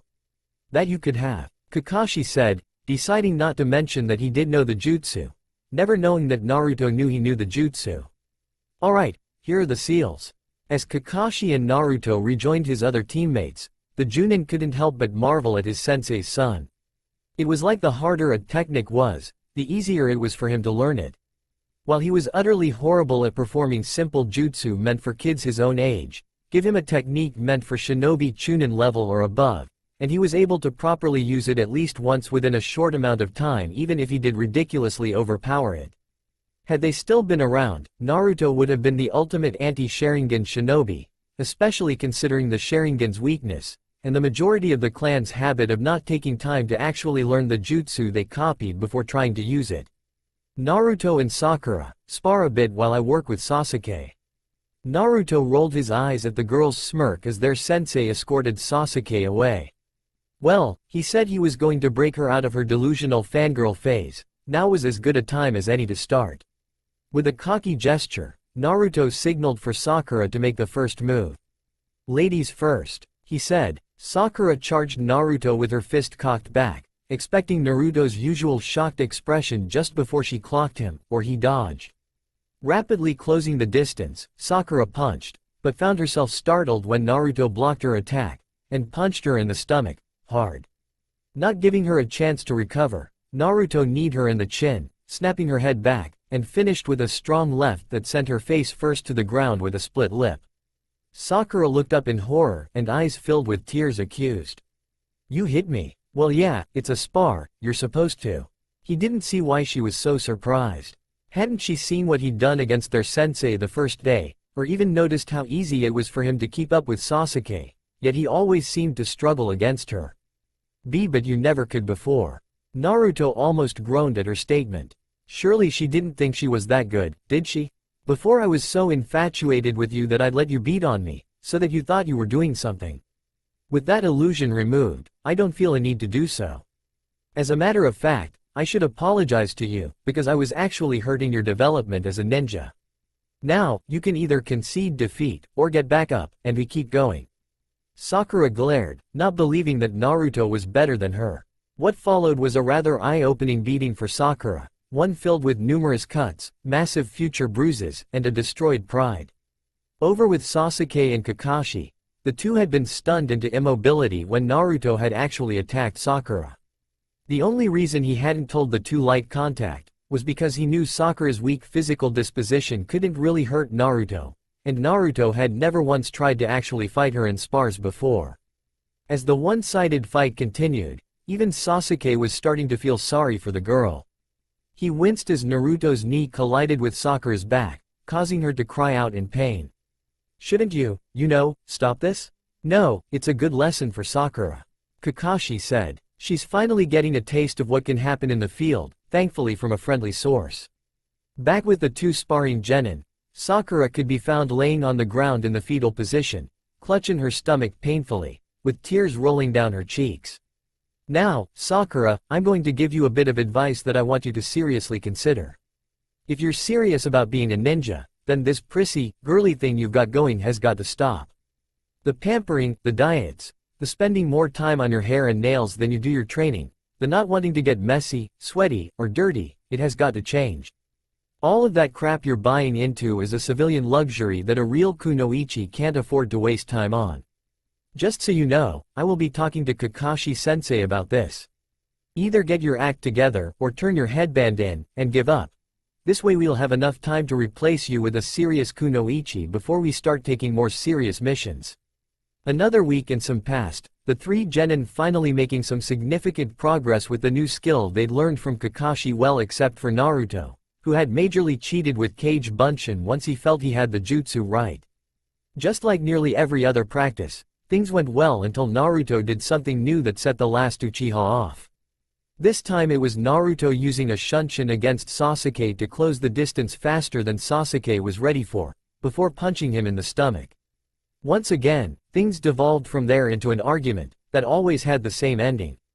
Naruto would insult the Uchiha clan in some form or another, and Sasuke would reply the same way every time. "You're just jealous of my Sharingan." Kakashi sighed at the same predictable retort, knowing that it wasn't true. After a while, when he realized that nothing he said would matter, Naruto just started to ignore his teammate at this point, and they were able to continue the day. Naruto gawked at the boy, before shaking his head in disbelief. And they really call this guy a genius. He then got a very interesting idea. First of all, you don't have it yet, and there's a chance that you may not ever activate it. Naruto said, startling Kakashi with his reply. Sasuke glared at his teammate, knowing that it was true. Second, why would I be jealous of the Sharingan when I've got a bloodline too? Naruto boasted. Yep, that definitely got his attention. Naruto, I knew both your parents, you don't have a bloodline. Kakashi said. Yes I do, on my mother's side. Naruto said. It's the, Naruto looks up. Help me out here. Less than a second later, Naruto felt a searing pain in his eyes that caused him to growl in pain, and shut his rapidly tearing eyes. Naruto? Kakashi asked. Naruto finally opened his eyes, and began blinking away the moisture that had formed there. Shaking his head to alleviate the pain, and giving himself time to recall the new information, Naruto smirked at what he found. My bloodline doesn't have a name, as the Uzumaki clan weren't so prideful about it like the Hyuga and Uchiha that it had to have a spectacular name.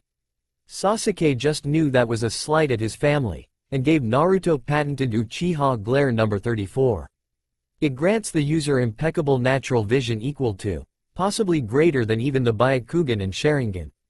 They had unparalleled night vision, and can see just as well in the dark as in the daytime. With a bit of concentration, and maybe a small amount of chakra for the lower level, an Uzumaki could see up to almost 2 kms clearly. Not only that, but it gave them a very strong ability to notice even the minutest of details, making them virtually immune to most normal genjutsu. The Kurama clan is a notable exception, as well as certain Sharingan-based genjutsu. This attention to detail makes it very difficult for them to be tricked by switching, replacing, and transformation jutsu too. It's also what made the Uzumaki clan so good with Fuinjutsu. I've never heard of an Uzumaki clan in Konoha. Sasuke taunted. That's because they weren't a clan of Konoha. Naruto answered. They were from Whirlpool Country. There have only been 3 Uzumaki to live here. The Shodai's wife Mito, my mother, and me. I'm the only one to ever be born here though. Kakashi, of course, already knew all of this, though he did wonder how Naruto found out. He was however concerned with something else. Naruto, who were you talking to? Kakashi asked. More importantly, how did you get that bloodline? I was talking to a friend beyond the 4th wall, don't worry about it Kakashi-sensei. Naruto explained. As for the bloodline, I got it from a really big plot hole. Deciding to ignore it for now, and talk to the Hokage about it later, Kakashi gave his team its next assignment. Right, well, today I've got a special mission for you. Kakashi said, a sinister grin on his face.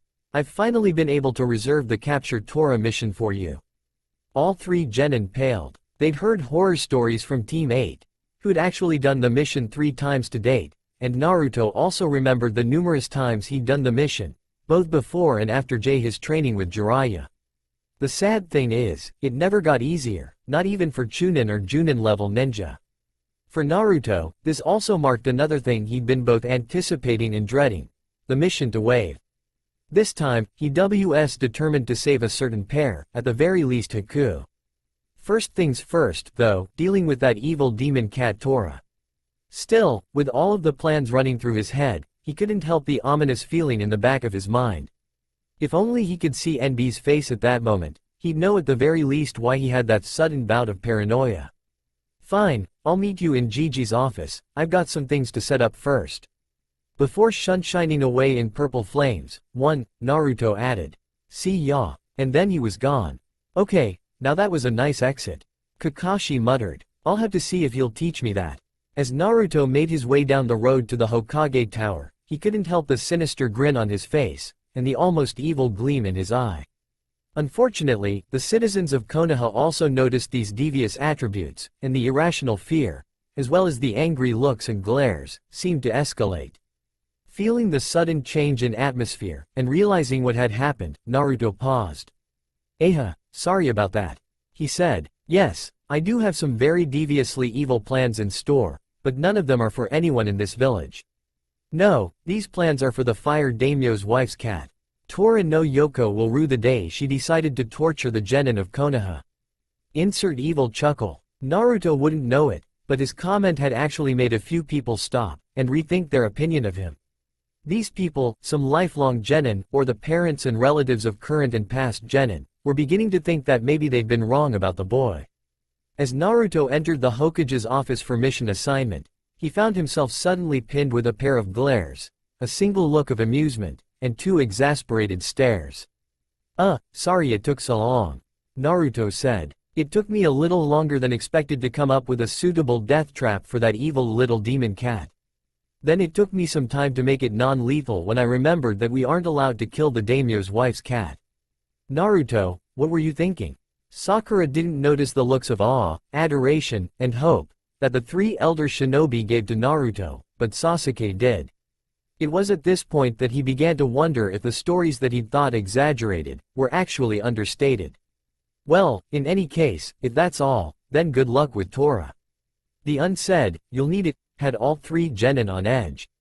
Half an hour later, and Naruto was just a tad miffed that most of his traps hadn't been used. All that work for nothing, because Sakura had gone all prissy, and Mr. Q to push Tora towards the next set. Oh well, there was always next time. Time to break out Plan B after all. He'd stocked up on explosive tags for a reason. He still had 50 left, and he only needed 10 of them for Plan C as Naruto was imagining all the fur flying from the revenge Plan B would instigate. Sure, he was against revenge, but Tora was a special case. Sasuke came over the radio, saying that he had the demon cat cornered. With a smile and chuckle reminiscent of Orochimaru, Naruto took off towards where Sasuke had trapped the satanic kitty. As Naruto makes his journey to his teammate, I'm struck with a need to give a random, but somewhat significant bit of information. It should be noted that Naruto would completely forget about the traps he'd set during the course of his next mission, but this wouldn't be the last time they played a part in this tale. We interrupt your regularly scheduled fanfiction to bring you the following public service announcement. Arrogance and overconfidence are the downfall of many ninja, and the following scene will prove that even the most noble of people can be brought up short by it. It just goes to show, the 4th wall ability does sometimes backfire, and that choosing me as his author partner, especially with my sometimes sadistic humor, could bite him in the ass. Naruto landed next to Sasuke, and gave a sinister grin to the cat. Next to him, Sasuke glared at the cat with a menacing stare. The third person that had her cornered was also staring angrily at her, but that was more for trying to get her dirty than the scratches that the 2 boys were sporting. Now Tora was a cat that had lived a long time. An unknown demonic lineage had resulted in her having encountered numerous humans trying to bring her back to that squeezing woman, and before her the heavy-handed constant petting woman, and before that the creepy kissy face woman. And while yes, her frequent escapes were an excuse to get away from the overweight, over-affectionate women, they also served another purpose. One she hoped this jaunt would allow her to take care of. She just had to get away from the 3 humans trying to catch her. Her long life had given her a bit of a strategy in achieving this. The females of the species were the weak link, and attempting to dirty them always provided enough of a distraction to hide and plan.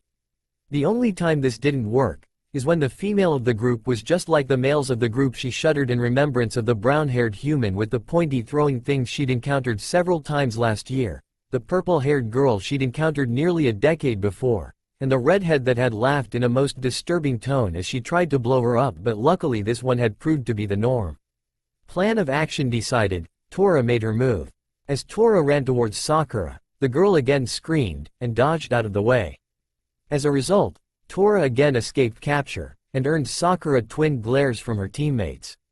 What? Sakura complained. Her paws were dirty, and this dress is new. Naruto gave a slight twitch. Something was wrong here. Sakura couldn't have been this frickin' pathetic the first time around. There was just no possible way he'd have been so enamored as to have missed that, would he? No, Sakura wasn't this pathetic. NB must be making her this bad. Sakura, I thought we were past this prissy phase. Naruto said. We're not going to have another discussion about this, are we? Sakura shook her head, remembering the lumps, cuts, and bruises that their last discussion resulted in. With a motion of his head, Sakura gave chase, and the two boys quickly followed. A few moments later, they caught up to the feline, but not before. Damn it, she went into the bushes. Sakura said. Sighing, Naruto created a shadow clone, which hanged into a cat. You know what, I'm sick of this cat, and this mission, I'll get her. Naruto said, sending the clone in. After all, no point in getting himself clawed up by that rabid little monster. Shortly after the cat entered, the bush started shaking from what looked to be a fight, before things calmed, and suddenly a deep voice, like melted chocolate, began to sing. Naruto looked around in confusion. He hadn't asked for any kind of changes, and he was pretty sure he'd already used the two for the pre-wave mini-arc. As the voice permeated the air along with the seductive tune, Sakura's face rapidly turned a vibrant shade of red, and she found herself pulling at her collar from a sudden flash of heat. About this time, the bush again started shaking, and the sound of a cat's spirit dying echoed from the foliage. Several minutes later, the music, noises, and bushes came to a halt, punctuated by a loud cat-like noise that will likely scar the three genin, one more so than the others, erupting from the bushes, and the clone stood and walked shakily out of the bushes, a traumatized look on his face. Tora soon followed him, almost obediently, looking mighty pleased with herself, and rubbing against its leg. The clone then popped, and a second later Naruto paled, and started vomiting. Naruto, what? Sakura began, only to be cut off. I don't want to talk about it. He growled. Ever. As Team 7 walked leisurely back towards the Hokage's tower, Tora resting comfortably in Sakura's arms, purring contentedly, sending almost flirtatious looks in Naruto's direction. Naruto could no longer take it. Letting his body go on autopilot, he dialed up a mental conversation with you-know-who. Answering machine. You've reached Voldemort. I'm out spreading terror amongst the mudbloods and blood traders. Please leave your nah. Oops, wrong number. Let's try again, shall we? Hello? NB asked. Oh, hey Naruto, what's up? What was that? Naruto spat in his mind. Just a little lesson in humility. NB stated. And really, even you have to admit it was a damn good prank. Prank my ass. That was mental, and potentially accessory to UAL, abuse. Come on, I permanently solved your Tora problem. NB said, then mentally added. And you only have yourself to blame for picking me. Yeah, but I can't believe you made me lose my virginity to Tora. Technically it was a clone's virginity, and maybe that was karma's way of having me get you back for avoiding that kiss with Sasuke. You know women in anime have disturbing obsessions with yaoi, and I highly doubt that the deities are any different. Naruto pouted. Bah, don't get your panties in a twist, I'll make it up to you, alright. Whatever. Naruto griped, cutting the connection, and finding himself almost immediately brought into his subconscious for a chat WTH a certain fox. Naruto watched with some trepidation, and some amusement as Tora had the life squeezed out of her. Still, one of the things he'd planned on doing when he became Hokage was finding a way to spare the genin repeated exposure to this mission. Nay, Shijimi Obasan, you might want to ease up a bit on the hugs. Naruto said, gaining the woman's attention. And maybe get her a boyfriend. I think the constant death hugs, and lack of companionship might be the reason she keeps running away. Lifting the cat by the armpits, she looked at her shocked into stillness. Cat. Is that Twu Tora-chan?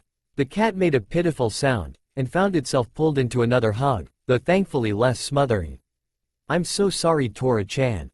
Let's get you home, I've got some nice tuna, and a big bowl of cream to make up for it. Then we'll go find you a nice boy kitty. The shinobi in the room were shocked when the cat gave Naruto an almost thankful look as the woman paid her tab, and left. Ridding the genin of Konoha of the monstrosity that is Tora would be only the first instance in Naruto's soon-to-be great legacy. Right. Well, congratulations on both catching Tora, and breaking the previous record by nearly 18 minutes. Sarutobi said. Now, for your next mission, we have babysitting an elder's grandson, shopping in a neighboring village, or helping with potato digging. Naruto gave out a sigh, as did Kakashi, Sarutobi, and Iruka, knowing what was coming next, or so they thought. Okay, run those by us again, Naruto said, forestalling Iruka's planned lecture. Raising his brow, Sarutobi gave the list another look. Babysitting an elder's grandson. Which elder? Naruto interrupted. Konohamaru and his friends. Naruto created a shadow clone which strolled up to the desk, and held out his hand for the mission request. I know exactly how to keep those three busy, Naruto said as the clone accepted the form, and left the room. Consider it done. Next. Shopping in a neighboring village. Sarutobi said, then paused. Client? Nurse Kaori Tachagawa, he answered. She needs help carrying a shipment of burned healing balm ingredients back to the village. Okay, she likes me, Naruto said grinning, before creating a dozen clones, giving them a mental note to mention Hinata's uber salve to Kaori ne. One went to get the mission request, while the others waited for him by the door. Kakashi, Iruka, and Sarutobi had to fight the trio of eye rolls at his declaration. Anytime Naruto was in the hospital, that woman doted on him like she was his mother. Probably would be had she not been too young when he was an orphan, and certain elements not made such a stink about it when she was old enough. And the last one, helping pick potatoes for Ashita-san. Naruto grimaced. He doesn't like me. Why, what did you do to him? Sakura accused. Haven't a clue, Naruto said shrugging, though those in the know knew exactly why.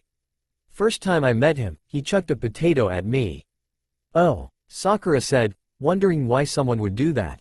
She hadn't wanted to hit Naruto until after he'd started getting on her nerves, and that hadn't been until Naruto got jealous after she'd started crushing on Sasuke years ago.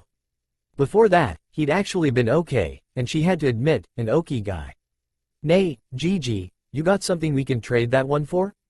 Naruto asked. He might end up losing more crops than we can harvest, and you know he'll try and say we failed, then blame it on me. Perhaps you're right, Sarutobi said, looking at his list.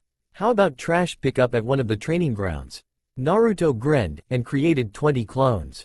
Consider it done, he said, as his clones filed out with the mission request. Naruto gave the Hokage a cheeky grin. Now, can we finally get a C rank, or do you have anything else for us aside from that potato mission? The Hokage looked at his scroll, and found that while he did have several missions left, they were all requests from people who thought like Ashita-san. Hee, alright, if you want it that much, I'll give you a C rank. Sarutobi said, I have just the one. Iruka, if you would. Iruka bowed, and went to retrieve the client. Very good use of your technique, Naruto. Kakashi praised. Second most awesome teammate, ever. Inner Sakura cheered as Naruto completely wiped through all of the boring assignments, and got them their first C rank. Sakura couldn't help but agree at that moment. Not only had he gotten them out of 3 boring D-rank missions, but he impressed the Hokage, and got them a C rank. Sasuke-kun is still the best, though. She thought. You're still Adobe. Sasuke grunted. And you're still a stuck-up, sissy Teme. When Iruka returned moments later, he brought with it the scent of strong sake. As the man began complaining, Naruto began a chant in his mind. I will ignore his insults, I will ignore his insults, I will ignore— Nope, didn't work. Okay, first of all, fuck you, you old drunk. Second, while she may be by far the weakest shinobi in this room, even Sakura could break you in half with minimal effort. Naruto had to fight back a smirk when Tazuna paled. We're more than capable of handling bandits, especially with Kakashi-sensei along. Right. Well, I'm the super bridge builder, Tazuna. The drunk said. I expect you to protect me until my bridge is complete. Yeah, Naruto said. I just hope you don't drink that much on the job. Why you— Tazuna was ignored. My first C-rank mission, I've been looking forward to this for a long time. Naruto said, an unsettling grin on his face. Glad to hear, you may go. At the dismissal from the Hokage, Kakashi took charge. I want you meet at the gates in an hour, he said, pack for an extended trip. As Sarutobi leaned back in his chair, he opened a drawer, and pulled back a secret compartment. Reaching in, he pulled out the jar with his special pipe blend. While he was impressed with the way Naruto needled that C rank, and even with the way he dealt with an uppity client, he didn't like that look on Naruto's face. Combining that with the headache he'd gotten from his paperwork, he deserved a nice break. Opening the jar, he noticed that he was running very low. As he filled his pipe, Sarutobi made a note to contact Mr. Nice Guy. Something told him he was going to need a lot of his special tobacco by the time Naruto returned. As the three genin were exiting the tower, Sakura turned to Naruto and gave him a genuine smile. "I never thought I'd say this, but what you did in there, you're a genius." Sakura gushed, surprisingly. Instead of accepting the praise, Naruto's eyes hardened. "Sakura, do not, ever, call me a genius again, got it?" Naruto hissed. Naruto had met many a genius in his life, and sadly, the only one that could be considered even somewhat normal and sane was Shikamaru. 70 minutes later Naruto skidded to a stop in front of his teammates. "Sorry I'm running late, but when I stopped by Sakura's house to see if she wanted to walk with me, I ended up getting molested by her hot mom," Naruto said. Surprisingly, their family's hair is naturally pink. Noticing that Mount Sakura was going to blow, that Naruto seemed to be lacking in any kind of supplies, and not wanting to miss the chance to take a free shot at the dobi, especially with how often he found himself on the receiving end, Sasuke decided to break in. "Where are your supplies, dobi?" he taunted. "Did the lessons on basic mission protocol get lost in that empty head of yours, or are you just too stupid to realize you need to pack?" The smirking Sasuke was brought up short when Naruto pulled a scroll out of his pouch. "Actually, I've got everything I need stored in these storage scrolls," Naruto replied, grinning as Sasuke's smirk turned to a frown. "They're a lot easier to carry, and harder to lose than those packs you're carrying."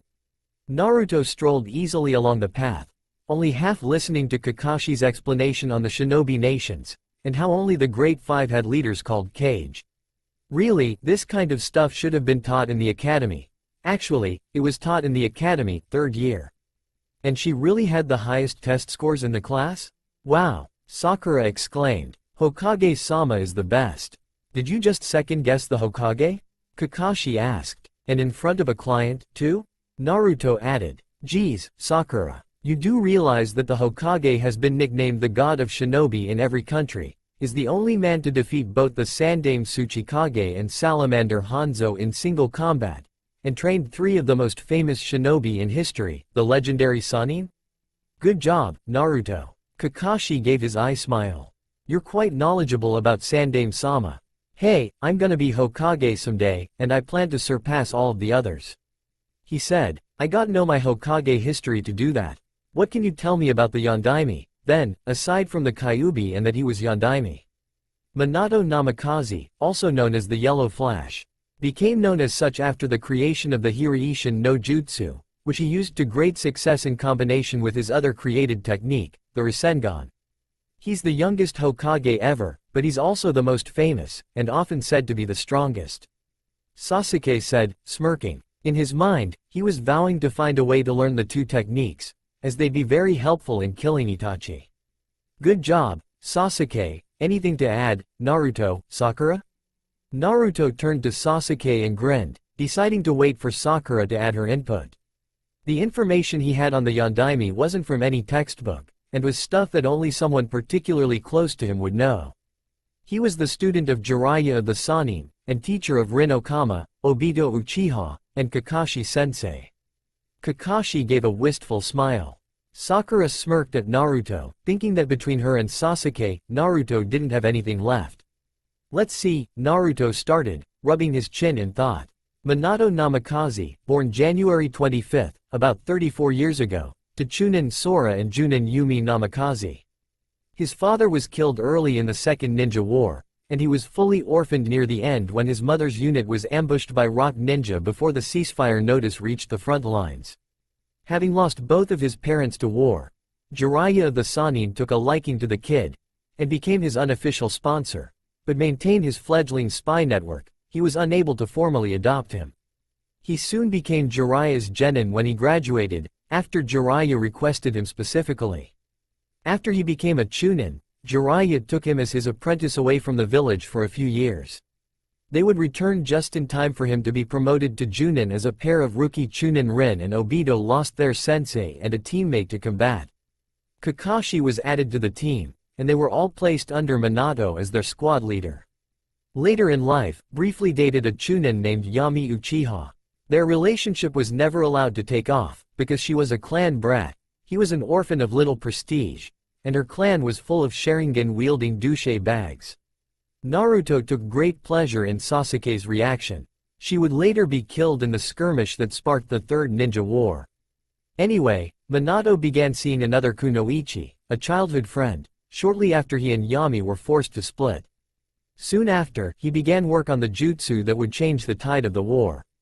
On a side note, it was she who taught him the art of fuinjutsu, the very skills he'd used to both create the Hiraishin and defeat the Kyuubi.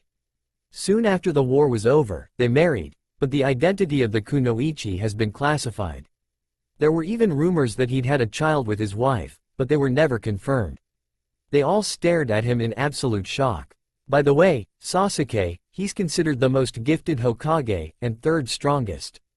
Gigi is the strongest of the Hokage, followed by the Shodai. Naruto, you baka, stop trying to make things up to seem like you know something. Actually, with the exception of his origins, which you'd have to ask Jiraiya to confirm, everything that Naruto said was the truth. Kakashi said amazed, causing the other to genin to balk. While not classified, that information is not very well known. I told you, I know my Hokage trivia. Naruto said. I bet you never knew that I'm related to the first, did you? TCH, yeah, that'll be the day. Sakura said. If you're related to the Shodai, then I'll go on a date with you. Shodai Hokage Hashirama Senju married Mito Uzumaki. Naruto said. Their first child, a daughter named Yumi, married back into the Uzumaki clan, and was the grandmother of Kushina Uzumaki, my mother. Naruto smirked at the girl. Don't worry, you don't have to if you don't want to. Naruto, Kakashi asked. Just how did you find that out? Plot hole. Naruto said, shrugging, and walking ahead. Kakashi's shoulders slumped, knowing that if he thought too much about this mystery plot hole, he'd just wind up with a headache. It was a few minutes later that Naruto sighed, spotting something that he'd completely forgotten about. I forgot about them, Naruto thought. Hey, are we really doing the Demon Brothers thing? I can't think of anything fun to do to them that hasn't been done better already. Well, I don't have anything clever to add to the situation either. NB answered. So I figure, it depends. On what? On whether you're still holding yourself to the promises you made before. NB replied. You made a promise when you stabbed yourself in the hand last time, that you'd never need saving and that you'd never be afraid and run. I think that might have been fairly significant. If I say yes, can we skip this part? Yup. Then yes, I'm still keeping all unfulfilled promises, and select completed ones. You know that means you have to go knock up the Demon Country Priestess, right? Crap, I forgot all about that one. Naruto mentally murmured. But how can I do that when she doesn't know who I am? There's also the fact that we may not get that mission this time, and there's no guarantee that things will occur in such a manner that she would want me to. How about we stick with manga promises for now? Naruto nodded, confusing his teammates and client. So it said, so it shall be. Little did our hero know, but a certain priestess in training would begin to have almost daily visions, and nightly dreams about a young man bearing a Konoha headband who resembled the fabled Yondaime of Konoha with whisker marks helping her pass her powers on. Because we've decided to skip the event, the fight with the Demon Brothers was rather anticlimactic. After slicing what they thought was Kakashi to ribbons, they went after Naruto, only to be interrupted during their declaration of, 2 down, by the blonde elbowing them both in the face. When Sasuke decided to save the day, the combination of the stunning elbow from Naruto and the mule kick from Sasuke knocked the two chunin out. After a quick interrogation of both Tazuna and the Demon Brothers, who Naruto proceeded to strip of their clothing and equipment, earning praise from Kakashi, it was decided that they would continue the mission. Quack quack, Naruto said suddenly once they'd reached wave. Quack quack, what's that supposed to mean? Sakura asked. Duck, Kakashi ordered, pulling Tazuna down. The 3 genin ducked just as a massive sword flew over their heads. Well, Sakura and Sasuke did as Naruto had already hit the deck. The group climbed back to their feet, and took in the new arrival. Wow, that's a seriously big sword. Naruto mused. Overcompensating much? Zabuza nearly fell off his sword at the comment. Sakura's jaw dropped in shock. Sasuke's face took on a slightly constipated look. He was trying to look cool by not laughing, and Tazuna let out a slightly drunken snort of laughter. Kakashi's eye crinkling was the only thing that gave away his amusement. Even the hidden Haku was giggling softly to himself. And so the battle began. And really, if you've read the manga and enough fanfiction, then you pretty much know how this one goes. Well, there was one exception. A tiny little alteration that both NB and Naruto agreed someone should have thought of before. Nay, Kakashi-sensei, I can understand playing up the helpless role to make him think he's got you trapped, but how long are you just going to sit there? Naruto asked. I mean, spring the trap already. What trap? Zabuza asked. Naruto, stop stalling, and run. Kakashi yelled. Wait, you mean to tell me that you can't think of a single way to escape? Naruto's tone was incredulous. Turning to his female teammate, Naruto grumbled. This is exactly why I said never call me a genius. Being a genius means you lose simple things, like common sense. Once again, Sasuke and Sakura were forced to wonder whether they had seriously underestimated Naruto. What the hell is this kid on about, Kakashi? The Junin shrugged. Kakashi-sensei, do you not have several something sharp at your disposal? Naruto asked. And is it also true that so long as he wishes to keep you locked in that jutsu, he cannot move his hand? So why don't you take the chance to slit his wrist, or at least jab a kunai or something into his hand? So shocked were they, that it took almost 5 minutes for either of the two Junin to do anything. In the end, Zabuza almost lost his hand, and again, Kakashi escaped, and pulled his little, monkey see, monkey do, routine. Then, of course Haku showed up, took Zabuza away, and he was again designated the pack mule for a chakra-exhausted Kakashi. Instead of giving himself back problems, though, Naruto decided to just drag Kakashi to Tazuna's house by his feet. Sure, Sakura bitched at him the whole way there, but it was well worth her harping. Good morning all, Kakashi said, surprised, yet happy to see his student reading. After informing them that Zabuza was still alive, he'd hoped they'd do as they'd done back home, and start training themselves. He was glad that at least one of them was still trying to keep busy even while he was out of action. His smile, had one been able to see it, was wide with pride. He was still weary from his bout of chakra exhaustion, and needed the help of a crutch to get around, but it was still time to get to work. If he was right, then they only had a bit over a week to get ready. What you reading, Naruto? The Junin asked. The Uzumaki Guide to Manipulating Elemental Affinities. Kakashi's smile began to fade. I'm a wind type. Naruto, where did you get that? Kakashi asked. It came with the Uzumaki family scroll. Naruto replied easily, pointing to the rather large scroll sitting next to him. Man, it's awesome having a friend beyond the fourth wall. Even if the scroll hadn't existed before, since there's so little knowledge on his clan in the series, and the author wrote it in, it does now. Leaning over, Kakashi found a scroll that was easily as tall as the Forbidden Scroll, and more than twice in girth. How he'd missed that when he entered the room, he didn't know. And just where did you get the Uzumaki family scroll? Kakashi asked. Your mother said that the only thing left of your clans after Uzushiogakure was destroyed were the basic sealing books, and the sealing techniques that she and the Shodai's wife brought with them. All of which are being held by the Hokage as part of your inheritance when you fulfill the requirements.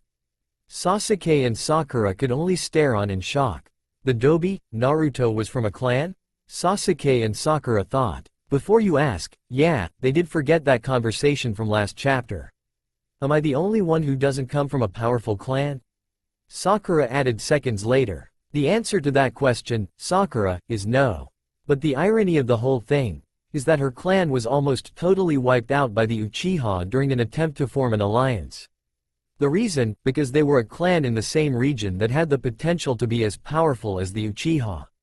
The crazy bastards couldn't deal with any other clan being as powerful as them, and tended to go on genocidal romps. The only reason that they didn't do the same with the Senju was because Hashirama's Senju could easily kick their strongest members' ass even when weakened by the flu. And no, Madara was never able to live that down, and it was part of the reason he was so pissy all the time, had been so adamantly against the alliance, and eventually tried to attack Konoha with Kyuubi. Really big plot hole? Naruto tried an answer to Kakashi's question. Kakashi stared at him for several moments, before deciding that he'd rather not know, as that meant that he wasn't responsible, and wouldn't have to answer to the Hokage about it. It was then that Kakashi's words really registered with the last Uchiha. The Dobi had an inheritance from a powerful clan. Sasuke thought, maybe there was something he could use against Itachi. Dobi, give me that scroll. Sasuke demanded, shocking everyone at the table. No, Naruto replied, offended that the bastard would just demand he hand over his family's stuff. I don't see you sharing anything your family left you, so why should I? Because not only do I need that power to kill my brother, Sakura, of course, swooned at his declaration. She was halted mid-swoon by Sasuke's next comment. But neither you or that pink waste of space are strong enough to use, or even deserve, them. Both she and Naruto frowned. You know, Sasuke, Naruto said, if you weren't such a dick, I might have let you borrow the section on fire affinities. But now, you can go burn yourself. Maybe you'll get lucky, and turn that duck's ass hairdo into something respectable.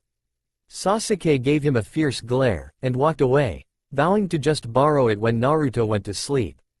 Yeah, tell that bastard, Naruto. Inner Sakura yelled, punching an imaginary opponent. Sakura, for her part, was undecided on whether she wanted to slap Naruto for insulting Sasuke, and agreeing with her inner persona. Kakashi gave a sigh of exasperation. While they'd gotten lucky this time, and normally Sasuke completely deserved it, especially this time, this far too common happenstance was starting to grate on his nerves. Naruto, could you please not antagonize and mock Sasuke? Kakashi said, getting annoyed at hearing the Uchiha rant about his pain and anguish every time Naruto did something like this to him. But he makes it so easy. While that is true, you should be mature enough to show some restraint. Kakashi said, I'm 12, I'm not supposed to be that mature yet. Then do it for the sake of my sanity. Kakashi said, I'll even teach you the one Fuuten jutsu that I know if you stop for at least the duration of the mission. Naruto thought about it for a moment, before nodding. Deal. Naruto grinned. Alright. You two get ready. I'm taking you down to the docks to start you on water walking. Kakashi said, I'll go get Sasuke, and we'll be on our way. Almost as soon as they'd arrived at the docks, things had gone downhill. After showing them how to perform the technique, Kakashi had left them alone to work, while he guarded Tazuna at the bridge. Naruto let a snicker loose as he thought of what a fight between a nearly crippled Zabuza and a severely weakened Kakashi would be like. The one piece of advice he'd given them was to start at the shallow end, and work their way to the deeper end as they progressed. Given his knowledge and experience with the technique, it didn't take long for Naruto to get his footing in the shallow water, and move to deeper sections. Sakura, whose chakra control was pretty damn unnatural, and who asked for help, got it soon after, but had to rest after each bit of progress made, given her limited reserves. Sasuke, on the other hand, was still trying to get his footing in the shallow end. His pride wouldn't allow him to ask for help, and when either Naruto or Sakura offered to help him, he'd snap at them, and tell that he didn't need any help from weaklings. Naruto didn't bother asking after that, and Sakura only bothered 2 more times before she gave up as well. Once he'd gotten far enough into the water that his feet no longer touched the bottom, Naruto placed his hand into a familiar seal, and with a sudden burst of chakra, created over 100 kage bunshin. Naruto, what are you doing? Sakura asked from a few meters away. Well, since I get the memories and experience of my clones when they pop, this will help me speed up my progress even more.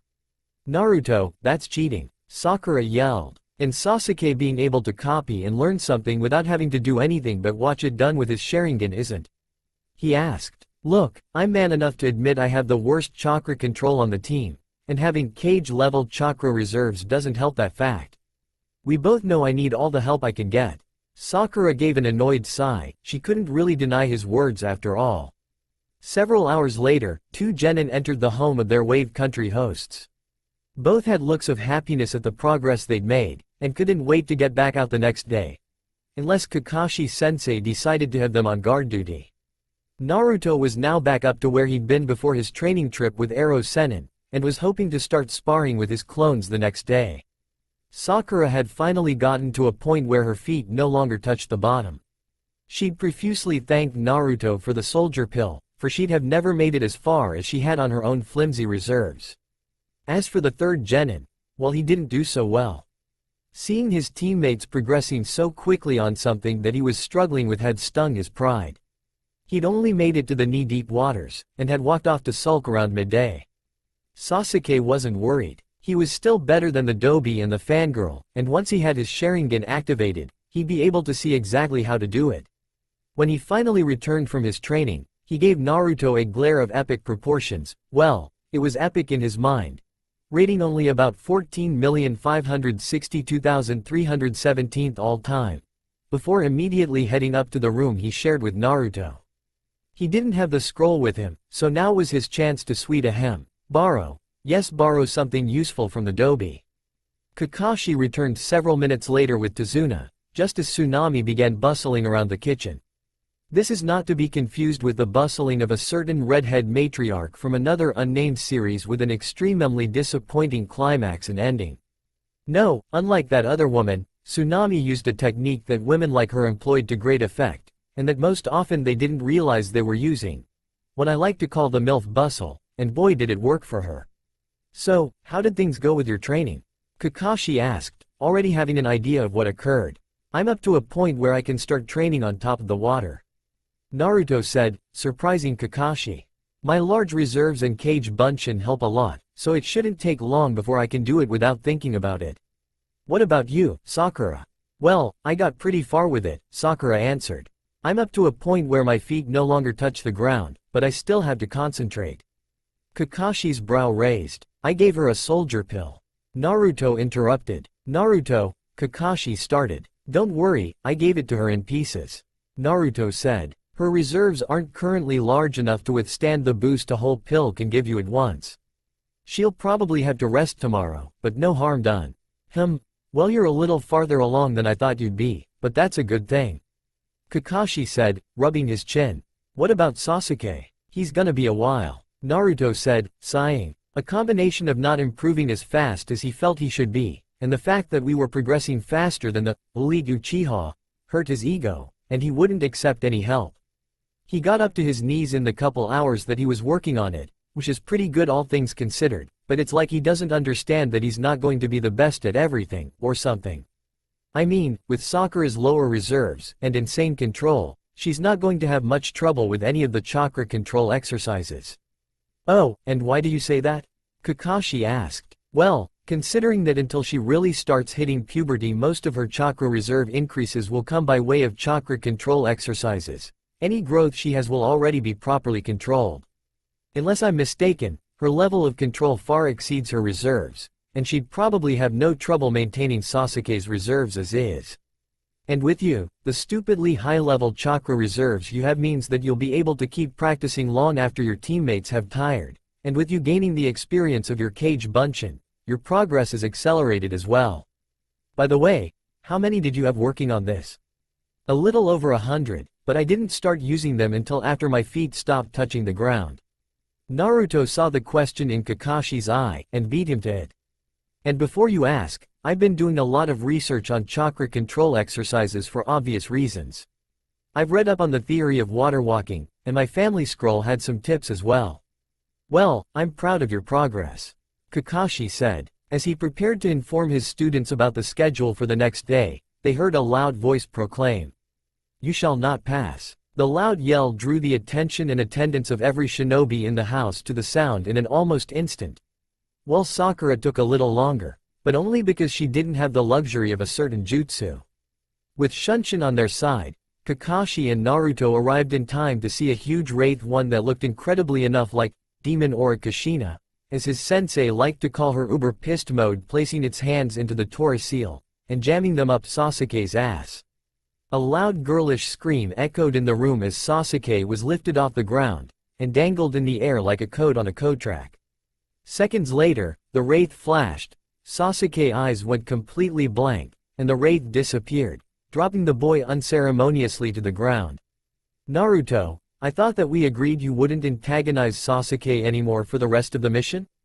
Kakashi said, putting his traumatized student to sleep with his Sharingan. That wasn't my fault, it was part of the protections on the scroll. Naruto replied defensively. Besides, it's his fault for trying to borrow my stuff without permission. Kakashi sighed, knowing that in this case, he couldn't argue logically, and beginning an argument with Naruto that was devoid of logic. He didn't want to risk that at the moment. Kakashi, Sakura, and Sasuke arrived at the bridge to find it covered in mist. The workers were all lying on the ground, moaning in pain, and the ninja that they had decided was Zabuza's accomplice was kneeling next to one of them, while several of Zabuza's water clones were standing over them. Just as they moved to rescue the workers, specifically the one being accosted by the accomplice, the water clones surrounded them. Kakashi, Zabuza said from the mist. We don't have to do this. Zabuza, you're not going to get me surrender to Zuna. Taking a look at his shaking in anticipation student, Kakashi gave an eye smile. Do it, Sasuke, Kakashi said. In a flurry of motion, the Uchiha had killed the clones. Damn it. It was at this point that Kakashi actually noticed the non-aggressive stance of the Junin, and became slightly confused, and with good reason.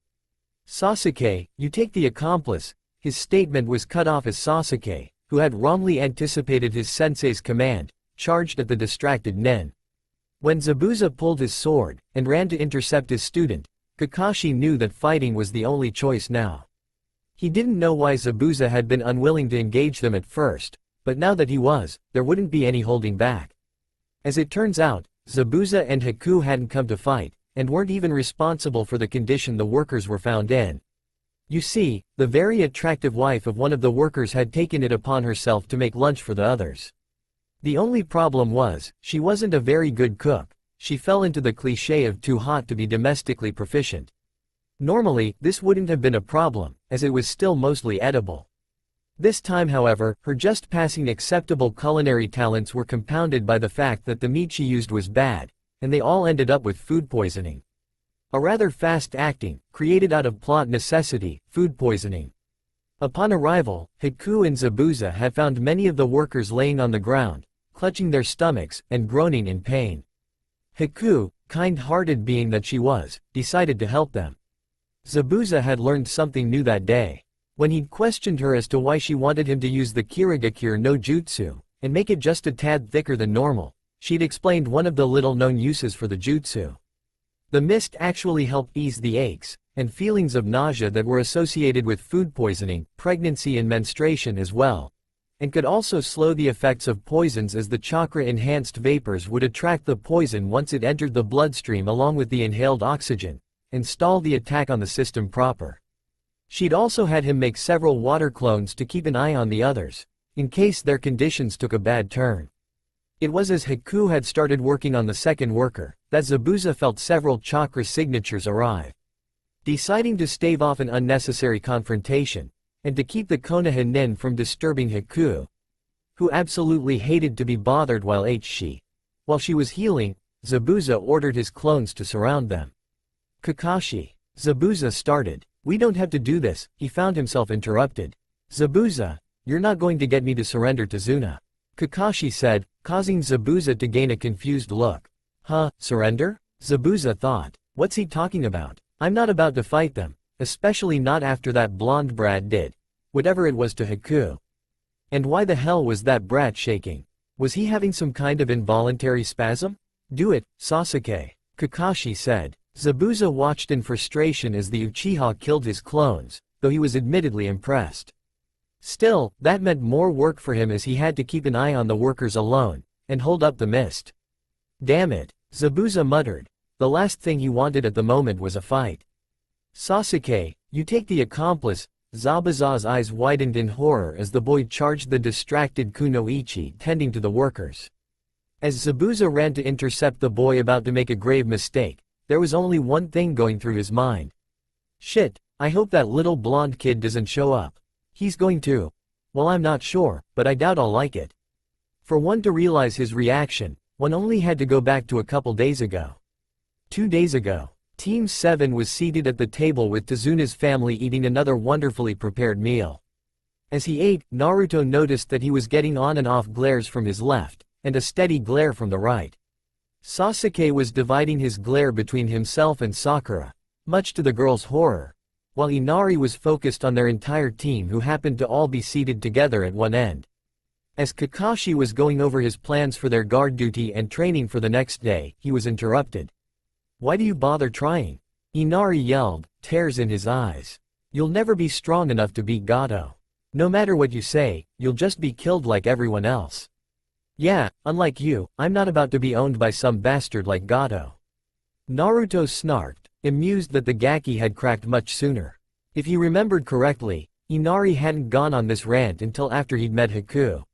Shut up, Inari yelled, the tears now falling. You don't know anything about us. You're always smiling and being happy, none of you know how hard life can be. Naruto and Sasuke immediately stiffened, the latter glaring, and had anyone been able to see beneath his mask, they'd have seen Kakashi's mouth form a thin line. Tsunami-san, Tazuna-san, I hope you can forgive me, but I can't take it anymore. Naruto said, standing and appearing suddenly behind Inari. The boy gave out a loud cry of anguish when he was suddenly lifted 3 feet off the ground by his underpants. Naruto turned the boy so that he could look him in the eye. Since my teammates and I have grown tired of listening to you, from now on, I'm going to do this every time we're forced to listen to you whine. Naruto said, you're not the only one who's had a bad life, you little brat. Have you ever had someone you cared about or trusted try to kill you like me and Sasuke? Inari shook his head. Then suck it up, and stop being such a big baby. If you want your circumstances to change, then stop bending over for Gato, and taking it up the ass like everyone else. Be like your grandpa, and do something the hell about it. Naruto then dropped the boy, and watched as he ran from the kitchen to his room. While Sakura berated Naruto on the outside, although she was wondering about what he'd meant by someone trying to kill he and Sasuke, inner Sakura was again cheering Naruto on, and proclaiming him the second best teammate ever. It should be noted that the sign she held up that detailed the difference in awesomeness between Sasuke and Naruto showed a much smaller gap than the time before. NB would like to take a moment to question this girl's sanity, considering that just a couple days prior, she'd been angry at Sasuke for calling her a waste of space. Naruto, Kakashi began. Don't bother, Kakashi-sensei. Naruto interrupted. I know what you're going to say, and even if you are right, I'm too annoyed to care at the moment. I'm going out, don't wait up. 8. Early the next morning, an extremely effeminate boy could be found staring out the second-floor window of a multi-level, overly elaborate, beehive-shaped treehouse. Haku smiled sadly to himself, knowing that Guzu and Mizu would have had a fit if they'd known that he had referred to their base as such. They had been like older brothers, and they would be missed. Unfortunately, Haku couldn't dwell on that. He had a lot of things to do today, first of which was gathering some herbs to help speed up Zabuza-sama's recovery. Untying his hair, Haku let the soft, raven strands fall down his back. A quick glance at the mirror caused the boy to sigh again, as beautiful, feminine features stared back at him. It was these features that made it so hard for the boy to find someone special, well aside from his makeshift family. Now, one thing to realize about Haku was that he didn't necessarily swing both ways, more like he just didn't have a true UAL preference. Growing up isolated, and as the perfect tool for Zabuza had never allowed him to truly develop a preference, so when he finally hit puberty, he found that his hormones were reacting to both men and women. Unfortunately, he hadn't had much luck in the social life area with either gender, even when Zabuza did allow him time off to try. With women, he always found himself attracting the attention of beautiful, but shallow girls. Ones that ultimately couldn't deal with the fact that he probably looked hotter to most hetero guys than she did. Then, when he found a girl who wasn't bothered by that, they were usually Bishonen Yeo fetishists of such an extreme nature as to frighten him. With men, it was just as bad. He either wound up attracting hetero men, or homo men who didn't like the fact that he looked so much like a woman. For some reason, he could never find a guy that liked both. Haku shook his head of such thoughts. He had a job to do, and contemplating his lack of a social life would not get that done. Removing his normal attire, he pulled on his favorite pink kimono, one decorated with small red spirals. NB would like to point out the irony of the design, especially considering certain events that were soon to take place. Anyway, once he'd also adorned a small black choker one that served to not only add to the non-threatening feminine look, but also hide his Adam's apple, he headed for the exit to his living space. Sparing a glance at his bedridden master as he passed through the first level, Haku stopped only long enough to put his sandals on, before heading out of the building. A short sprint, and he landed in an area that had an abundance of the herbs he was looking for. Haku made haste picking the herbs for Zabuza, not willing to take the chance that Gato might visit while he was gone. As he knelt at the edge of a clearing, a freshly picked herb in his hand, Haku spotted the blonde boy who had made the rather interesting observation about the Suiru no Jutsu. He was dozing under a tree, but it was far from a peaceful sleep. He was moaning like he was in pain, and thrashing wildly, possibly in the midst of a nightmare. Haku pulled a senbon from the sleeve of his kimono, but paused, finding himself oddly unable to just kill this boy. Sighing, Haku replaced his senbon. Remembering some of his own night terrors, and feeling uncomfortable with just allowing the boy to suffer, Haku decided to act. Just as he reached out to touch the boy, "Gah, bad kitty!" Naruto screamed, bolting up, only to find himself staring at the most beautiful face he'd ever seen. And considering some of the women he'd met in his life, Mabui, that girl that Ero Sennin ran off with when they were searching for Baon, that was saying something. "Are you alright?" the criminally wry voice of the older nin asked. "I will be." Naruto grinned. "So, what are you doing out here?" Naruto grinned. This meeting was going the exact same way as it had the last time. Well, with one major difference that he was about to make now. "You're really beautiful," Naruto said. "I wish I could have a girlfriend as beautiful as you." "Hey, you wanna be my girlfriend?" Haku sighed. Another relationship request, and yet another handsome potential suitor he was forced to turn down. He just couldn't catch a break. And while he knew that being Zabuza's tool meant that he lived his life for his master, that didn't mean the man was so cruel as to deny Haku a social life. Well, to an extent, anyway, should he find one. It was times like this that Haku really hated being a boy with the petiteness and facial structure of a beautiful woman. Why couldn't he have just been born a girl instead, or even been given feminine curves? At least then he could have gotten implants, and passed himself off as an unlucky futanari. There were a surprisingly decent number of guys who were into that. But alas, he was all male, and unfortunately the young man in front of him didn't give off the "I swing both ways" vibe. "I'm flattered, Naruto-kun, but I'm a boy," Haku said, smiling sweetly.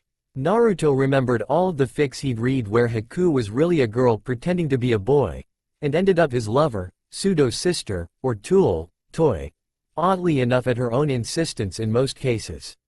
Sadly, his nose told him that his Haku really was a boy, at least for now.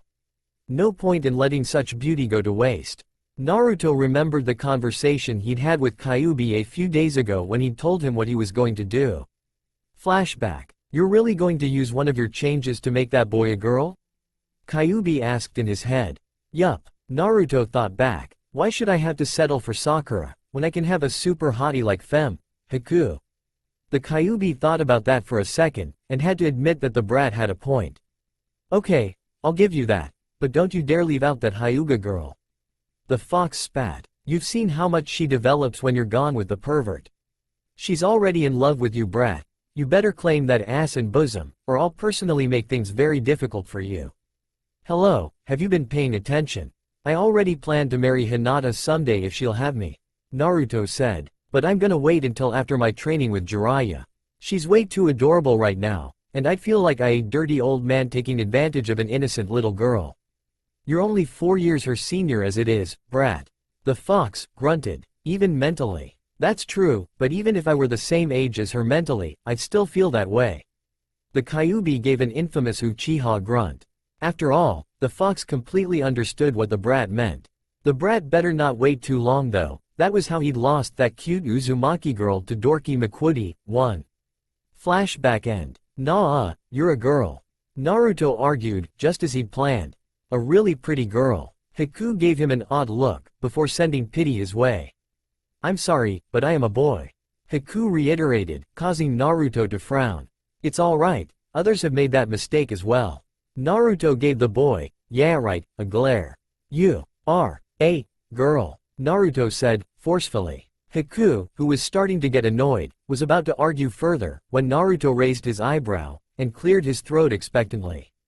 Haku's words of declaration of his masculinity, snicker, were cut short as a pair of perky B-cup breasts, topped with even more perky nipples, sprouted on his chest. This was followed by his junk shrinking to nothing, his penis changing into a decently prominent clitoris, and his Adam's apple disappearing. Next, the young person felt a burning sensation inside their body, as certain gender-specific organs and innards began to shift and morph, and he felt the skin flesh, muscle, etc. between his legs split and morph into a certain opening. Finally, when the hard, flat planes of Haku's figure became soft, feminine curves, there was nothing more the young kunoichi could say. In a rather subdued and confused but very wise voice Haku spoke. I'm a girl. Haku, who'd noticed that her normally soft, husky voice was now quite why, finally admitted to herself. And a very why one at that.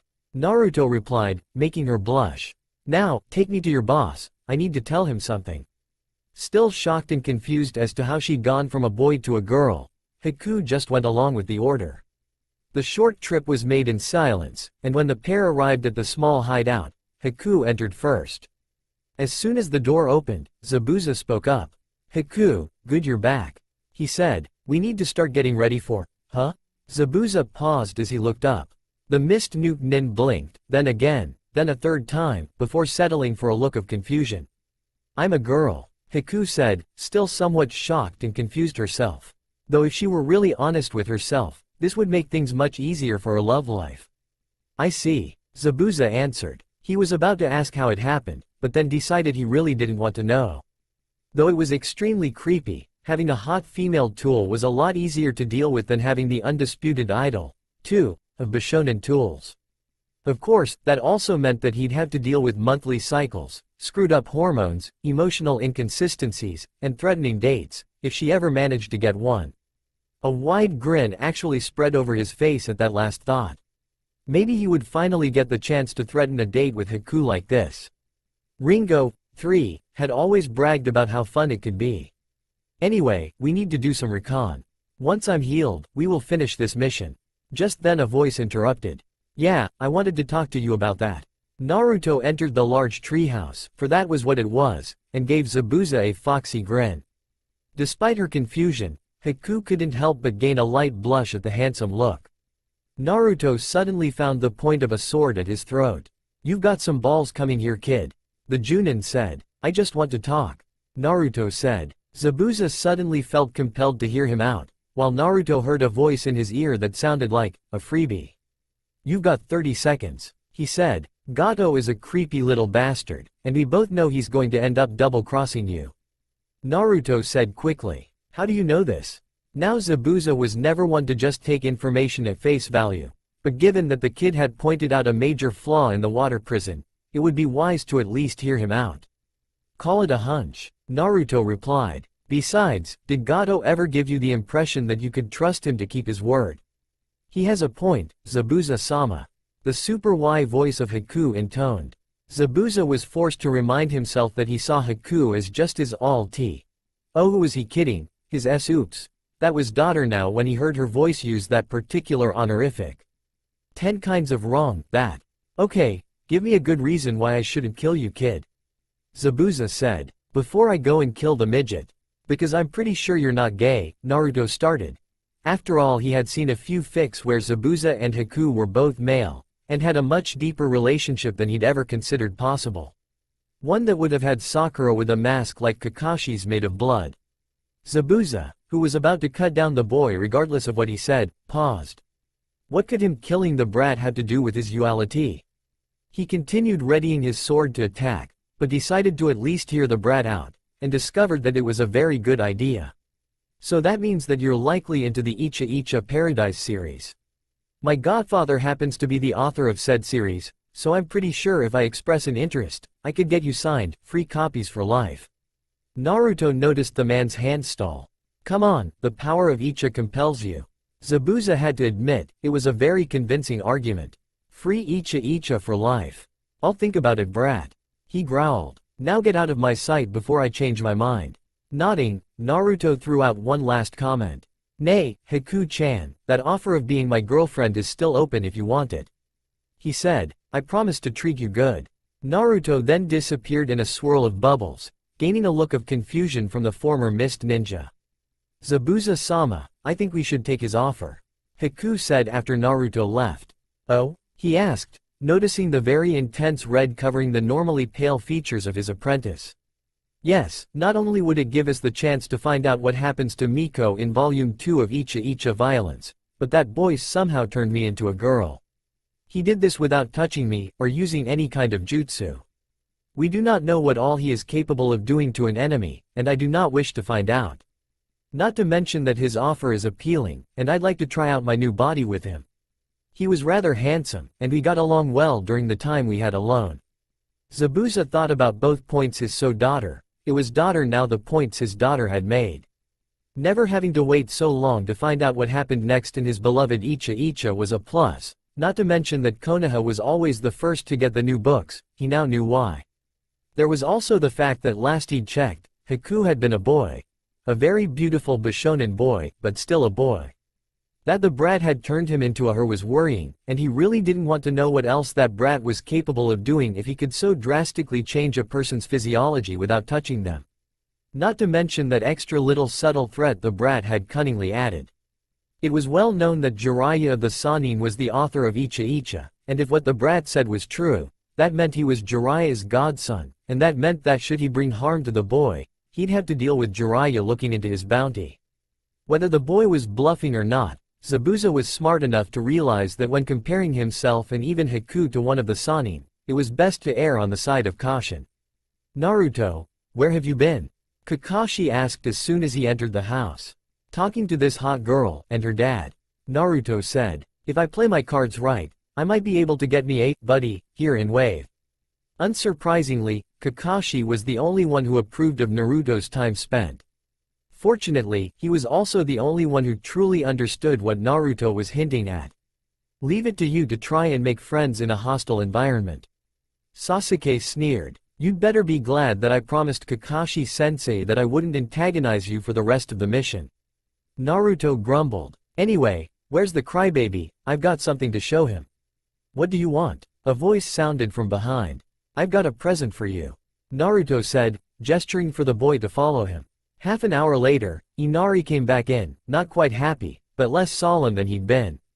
"Inari-kun, where's Naruto?" the boy's mother asked. "He went to do some more training," the boy responded. Much later that evening, Naruto returned with a smile on his face. His training had been very fruitful. While he hadn't quite gotten the pure food and manipulation down, he was making progress, and had already gotten the jutsu Kakashi had finally showed him down. Naruto had left a small area full of trees looking the worse for wear, and was completely exhausted. Present day. Now, before we get moving, for anyone who is interested, Naruto's heroic rescue of Tsunami and her son was far less impressive than normal canon. As Naruto finished dressing, he happened to look out the window in time to see Inari confronting the two thugs. As Inari ran at the man holding his mother, practically right into the path of the blade like he was suicidal or something, Naruto appeared to save the day. Sort of. The shirtless thug swung his poorly maintained katana, trying to cut Inari to pieces, only to find his strike blocked by Naruto. With a cry of "nut shot," Naruto kicked the shirtless man in the nads, effectively ending his effectiveness. Using the technique he was shown, and the weapon he was given, Inari took advantage of the distraction, and jabbed the senbon in his hand forward with a cry of inverted sennen kuroshi. 4. As it would happen, Tsunami is a very attractive woman, a grade A MILF, so it would stand to reason that she'd cause certain reactions in men. Especially the hired thugs of an asshole who condones the rape of female hostages. Unfortunately for them, NB is taking point on this FIC, and thought they were failures as characters. Therefore, when Inari used the technique that Naruto had showed him, he jabbed the senbon in at such an angle, that the loser with the long hair got himself a sharp, metal catheter. And we're moving on. As she again, happily, peppered the dark-haired boy with needles, both ice and normal. Haku thought back on how the situation had devolved from the first move. Haku had found herself disappointed when the group from Konoha had shown up, and interrupted her medical work. It didn't help their situation that Naruto-sama hadn't been with them. After the initial shock of actually being turned into a girl had worn off, Haku was overjoyed. That boy had given her the thing she'd always wanted, and she had decided that he was to be her suitor if he accepted. Then, out of nowhere, the idiot she was currently fighting had jumped the gun before they could relay that they didn't want to fight, and she could question Naruto-sama's relationship status. After that, Zabuza-sama had jumped in, then Kakashi, and now they were all fighting. Haku hoped to whatever deity that was watching that Naruto-sama didn't find out about this. Hey, what's going on here? Naruto called out, using a wind jutsu to disperse the mist. Zabuza, you don't get the free Icha if you attack my sensei. And you, Haku, if you're going to be my girlfriend, we can't have you getting into fights with my teammates. Hey, we came in peace, Zabuza shot back. That hot-headed little brat with the duck's ass haircut attacked us first, we just defended ourselves. Sasuke, you bastard, if you've ruined my chances with Haku, I'm going to tie you to a bed naked with no way to escape, and leave you to the tender mercies of your fangirls. Sasuke's face took on one of anger and horror. Sakura, who'd heard the yelled comment, collapsed with a nosebleed. You're getting your ass kicked, Zabuza. A voice suddenly echoed over the bridge. You missed ninja are so disappointing. Gato. Zabuza growled. Why are you here? And with those worthless bums? Well, the thing is, I'm gonna have you killed right here. Gato bragged. I never actually planned to pay you. Over where Haku and Sasuke had been fighting, Naruto winked at the beautiful Kunoichi. See, I told ya. Naruto said. He's a douche of epic proportions. See, hiring ninja from villages is too expensive, and they might turn on me. Gato continued. That's why I hire missing nin. I let the ninja beat each other up, and then I overwhelm them with numbers. Yeah, we can easily kill you now. One of the thugs called. Yeah, and once we've killed all of you, we're going to take that little girlfriend of yours, and have her make me some money. Might even take that pink-haired girl too. Gato then started a sick laugh that sent feelings of utter wrong down Sakura's back. Oops, did I forget to mention that she'd awakened from her naughty thoughts-induced faint? It was at this point that the ninja sensed something flying through the air. A single senbon needle flew through the air, into Gato's mouth, and out the back of his neck, piercing the brainstem. The man was dead before he even realized he'd been hit, falling to the ground with a thump.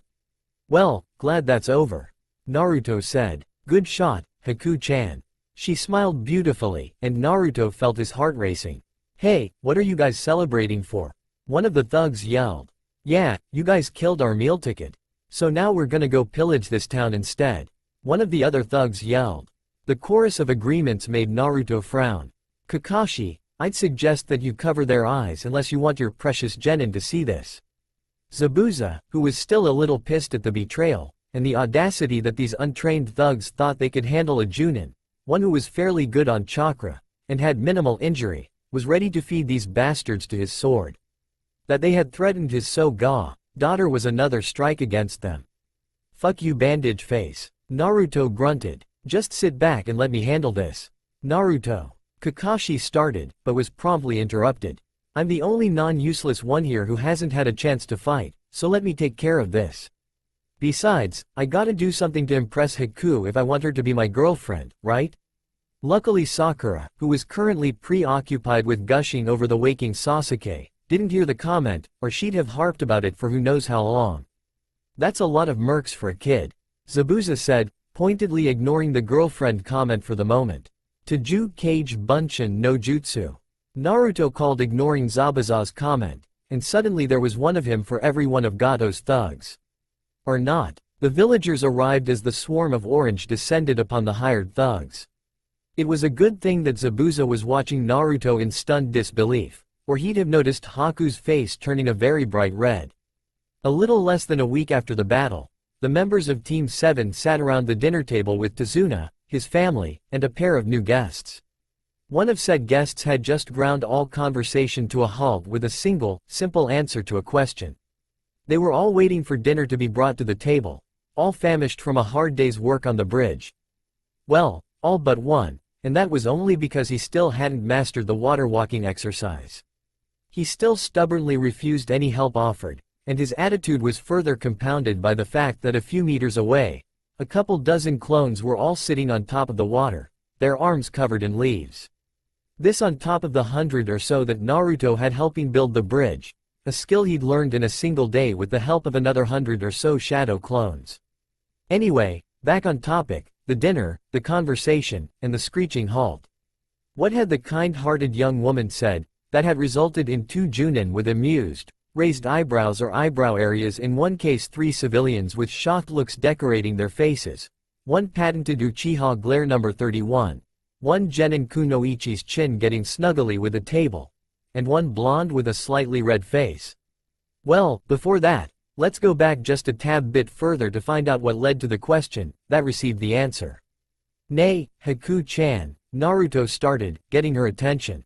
Have you given any thought to coming back to Konoha with us? Hi, I have, Naruto-sama. She replied. If it is all right with Zabuza-sama, then I would be happy to make Konoha my home. Since when is the dobi, Naruto-sama? Sasuke growled. Not that I agree with his tone, I'm a little curious of this myself, Haku. Zabuza said. I have decided to address him as Naruto-sama for 2 reasons. Haku said. First, I have grown too used to calling people I'm fond of by that honorific. While Guzu and Mizu were like brothers to me, you have been the only person in that position for most of my life. Zabuza nodded. The second reason is because of what he did to me. That kind of power, whatever it was, deserves to be respected, as does its wielder. And what is it that he did to you? Kakashi and Sakura asked at the same time. One with an amused, yet somewhat fearful, curiosity, the other a note of hostility in her voice. He made me a woman, was Haku's simple answer. And that, folks, is how with a case of massive double entendre, she ended the conversation at the table. Kakashi had a look of immense pride on his face. Sakura gave both Haku and Naruto severe glares. The 3-wave residents gasped in shock. Well, 2 gasped, the third just looked confused. The raven-haired, Sharingan brat switched from glare number 31 to Uchiha glare number 64. Zabuza's face took on one of immense amusement, as Naruto's face became beet red. A second later, when Haku thought back and finally realized what it sounded like she said, and what they were probably thinking happened, matched Naruto's redness. An interesting note point is that she made no attempt to correct the perverted thinkings of the others, further amusing Zabuza. Another bit of random trivia was that Zabuza was inwardly frowning. His plans for intimidating Haku's future dates and boyfriends had gone down the drain when he realized that his daughter had intentions for the blonde. With everything he held over the man, there was nothing he could do to the blonde. The fact that he could not only hold the precious Icha hostage, but he also wielded that unknown power pretty much crushed any fear he might be able to try and garner. No way that Dobi could have before me, Sasuke muttered. And she even called him Naruto-sama afterwards? There were several amused stares at the Uchiha, and Naruto couldn't help taking advantage of the opportunity he'd been given. Ah, are you angry cuz the pretty girl called me Sama, and not you? Naruto teased. Maybe if your hair didn't look like a duck's ass, she'd have picked you instead. The look on Haku's face was very telling as to what she thought of that statement. As Sasuke finally snapped, and tried to bodily tackle his teammate, Naruto formed a handseal, and disappeared in a swirl of duck feathers, further adding insult. Naruto, Kakashi started, before a clone popped in. Boss wants me to tell you that's the last time, promise. The clone said. Well, the last time till we get back inside Konoha's gates. If you will excuse me, I am going to go take a bath. Haku said. Yes, a nice long bath was in order. Now that she had the chance, Haku planned to fully familiarize herself with her new body. Well, the stuff that she didn't need a book, or to cut herself open, to make an acquaintance with. And before you perverts even think about it, Haku asked me to inform you it was for completely practical, non-UAL purposes. 8. We begin this portion of our story with a short bit of foresight into demons, and an interesting proposition. It is within human nature to repress traumatic memories such as the one Naruto had experienced with Tora, and the one involving the Hokage's teammates, old people doing things they should have stopped doing a long time ago, and being happy for seeing Alice, whatever that meant. Demons, on the other hand, never forgave, and they never forgot. Now, while a great asset at most times, this was also a double-edged sword, because, unlike humans, demons couldn't suppress traumatizing memories. It was for this reason that the Kyuubi would make Naruto an offer he couldn't refuse. As Naruto prepared to do a bit more Futen training, he'd been reading about an exercise in his family scroll that was noted as being particularly relaxing. He found himself dragged down into his mindscape, right in front of the cage that held his tenant. To what do I owe the pleasure of gracing your presence? Naruto asked sarcastically, expecting an equally sarcastic, or condescending one in return. Sure, the Kyuubi wasn't a complete evil like previously, but the fox was still a dick. Alright kid, I've got a deal for you. Kyuubi said. Naruto actually took a closer at the fox, for it was never cordial. What he found was a harried-looking fox that looked to not have slept in a very long time. Naruto would never have thought he'd see a frightened look on Kyuubi's face in any situation that didn't involve a certain geriatric Uchiha. But it was the traumatized glaze to its eyes that really got his attention. "What's up, Fox?" Naruto asked. "You don't look so good." "Demons cannot suppress memories," Kyuubi said, shuddering. "I need your help to get rid of a particular one." "Oh?" Naruto asked. "Which one?" "The one with Tora that you've managed to mostly suppress."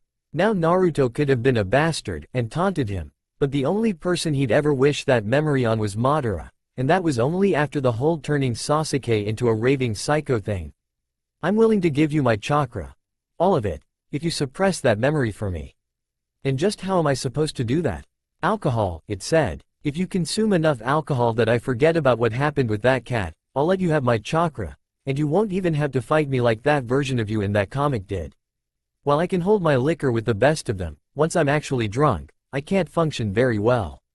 Naruto said. "You've seen my memories, you know that. I'm like drunk Lee on steroids, only I'm exceedingly happy and affectionate." Even now, he was tempted to go and apologize to Kiba's mom.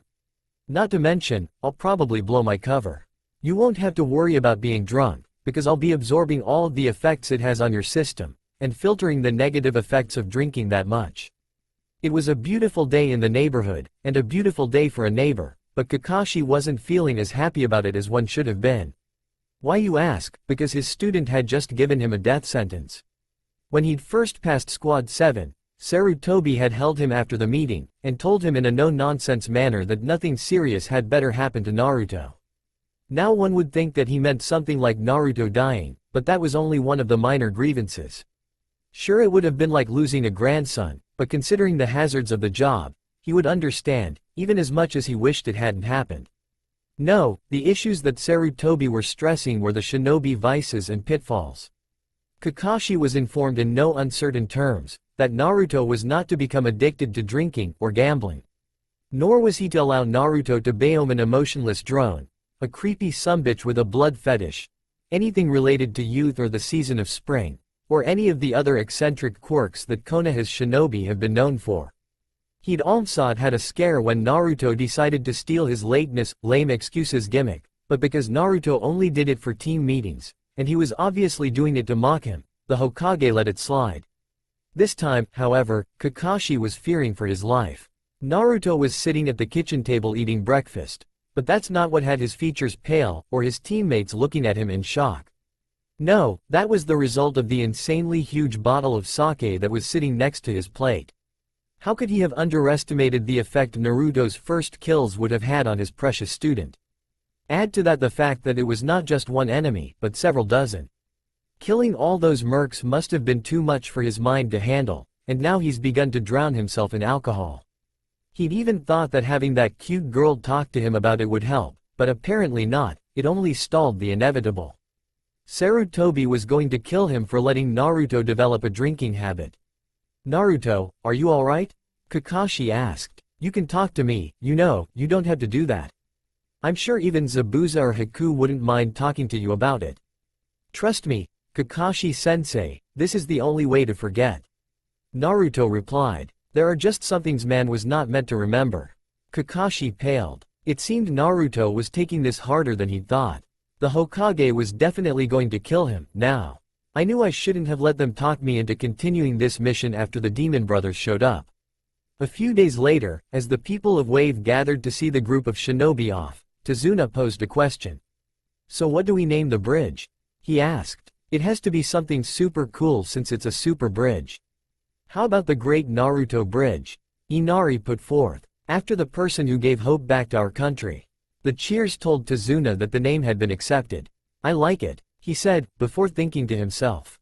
"Besides, anyone that can turn an enemy ninja into his girlfriend, and get her to sleep with him after one meeting, deserves to have a bridge named after them." The trip back to Konoha was a rather interesting one for the group. Naruto and Haku were walking calmly side by side, the elder girl sending subtle glances his way, cheeks pinking just a bit each time. Naruto had a huge smile on his face for succeeding where he'd failed before. Not only had he saved Zabuza and Haku, but he'd gotten an uber-hot girlfriend out of the deal. Still, he couldn't help but think he was forgetting something. Ahead of them, Kakashi and Sakura lead the group. Kakashi looked like he was walking to his death, and given the rather large jug of sake that Naruto had bought in Wave that was currently half empty when it had been full not too long ago, he felt he was justified in this.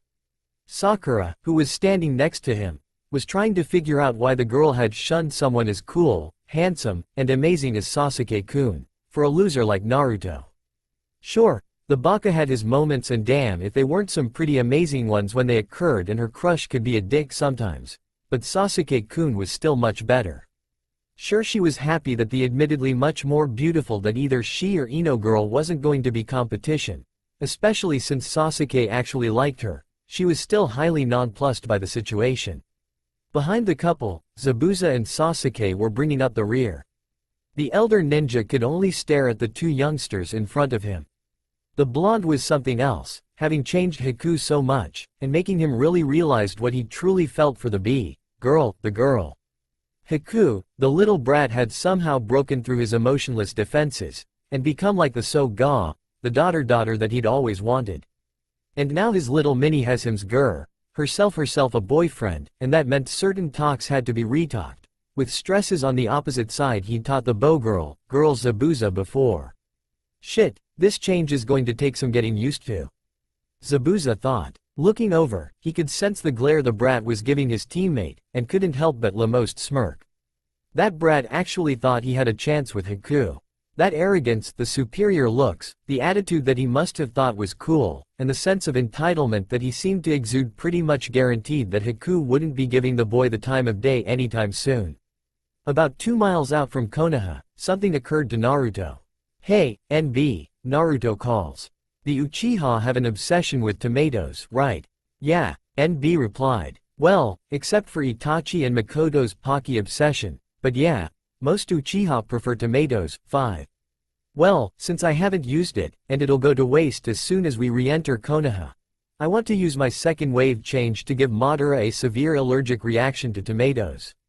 "That's kind of mean. It's either that, or I use one of my changes to get your personal OC, Kazuma, in the FIC." Naruto stated in a tone that NB didn't like. "Then I'll proceed to torment him for every mention you have of him being with my Hinata. Then, I'll hook him up with Sakura later after the time skip. Not only that, but I'll call in my favor for Tora, so that you can't do anything about it. Madara it is. Goody, I'll let you decide what kind of reaction he has," Naruto said. NB got a sinister smile on his face. Maybe he'd treat Madara's reaction like Naruto's Shunshin, completely random, and rarely the same. I mean really, the classics were classics for a reason. Maybe he'd even let the readers give some input. Some of them were even more sick, twisted, and vindictive than he could be. That's all for now. If you want to see next part, then please like this video and subscribe my channel. Thank you.